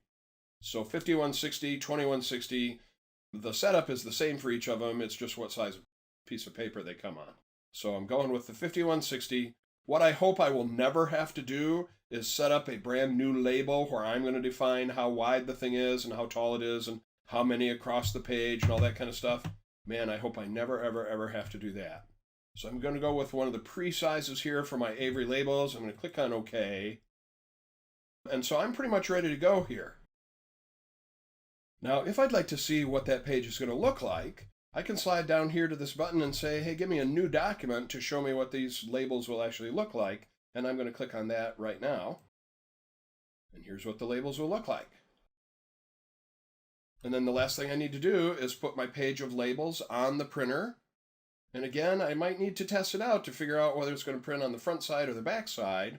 So what I have done sometimes in the past is just put in a regular piece of paper without any labels on it, make an X on one side of that piece of paper, send it through and figure out, well, did it print on the X side or the other side? And that'll help me decide which way I need to put the labels in before like wasting a whole page full of labels somehow.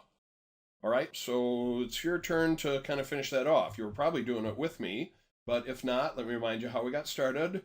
That was mailings and labels, and we filled in the address of it, We chose which label we wanted to use by going to the options, choosing, I went with the Avery US letter size paper, specifically number 5160. Remember, while you're going through this list, if you just click on something and type a 5, it will get you down past the 1s and 2s and 3s to the 5s, and then you have to only scroll a little bit to get the Easy Peel address labels 5160. So we filled in that information. We said, okay, that's the one I want. And then you could just send it to the printer, but I prefer to put it on a new document so I can see what it's going to look like and then send that document to the printer. So it's your turn to do all of that. So set up your labels. Maybe you don't happen to have a bunch of labels right there in the house, but if you want to slip a piece of paper in your printer and see what the labels will look like when you print them out, have at it. And that actually concludes our Module 2. So I hope you've had a good time. I hope you've seen useful things. Hope you'll come back for Module 3 and check out some more of Word 2016. For the moment, this is Dan McAllister signing off. Have a great rest of your day if you're done. Otherwise, I'll see you for Module 3. Thanks for watching. Don't forget we also offer live classes in Office applications, professional development, and private training. Visit Learnit.com for more details. Please remember to like and subscribe and let us know your thoughts in the comments. Thank you for choosing Learnit.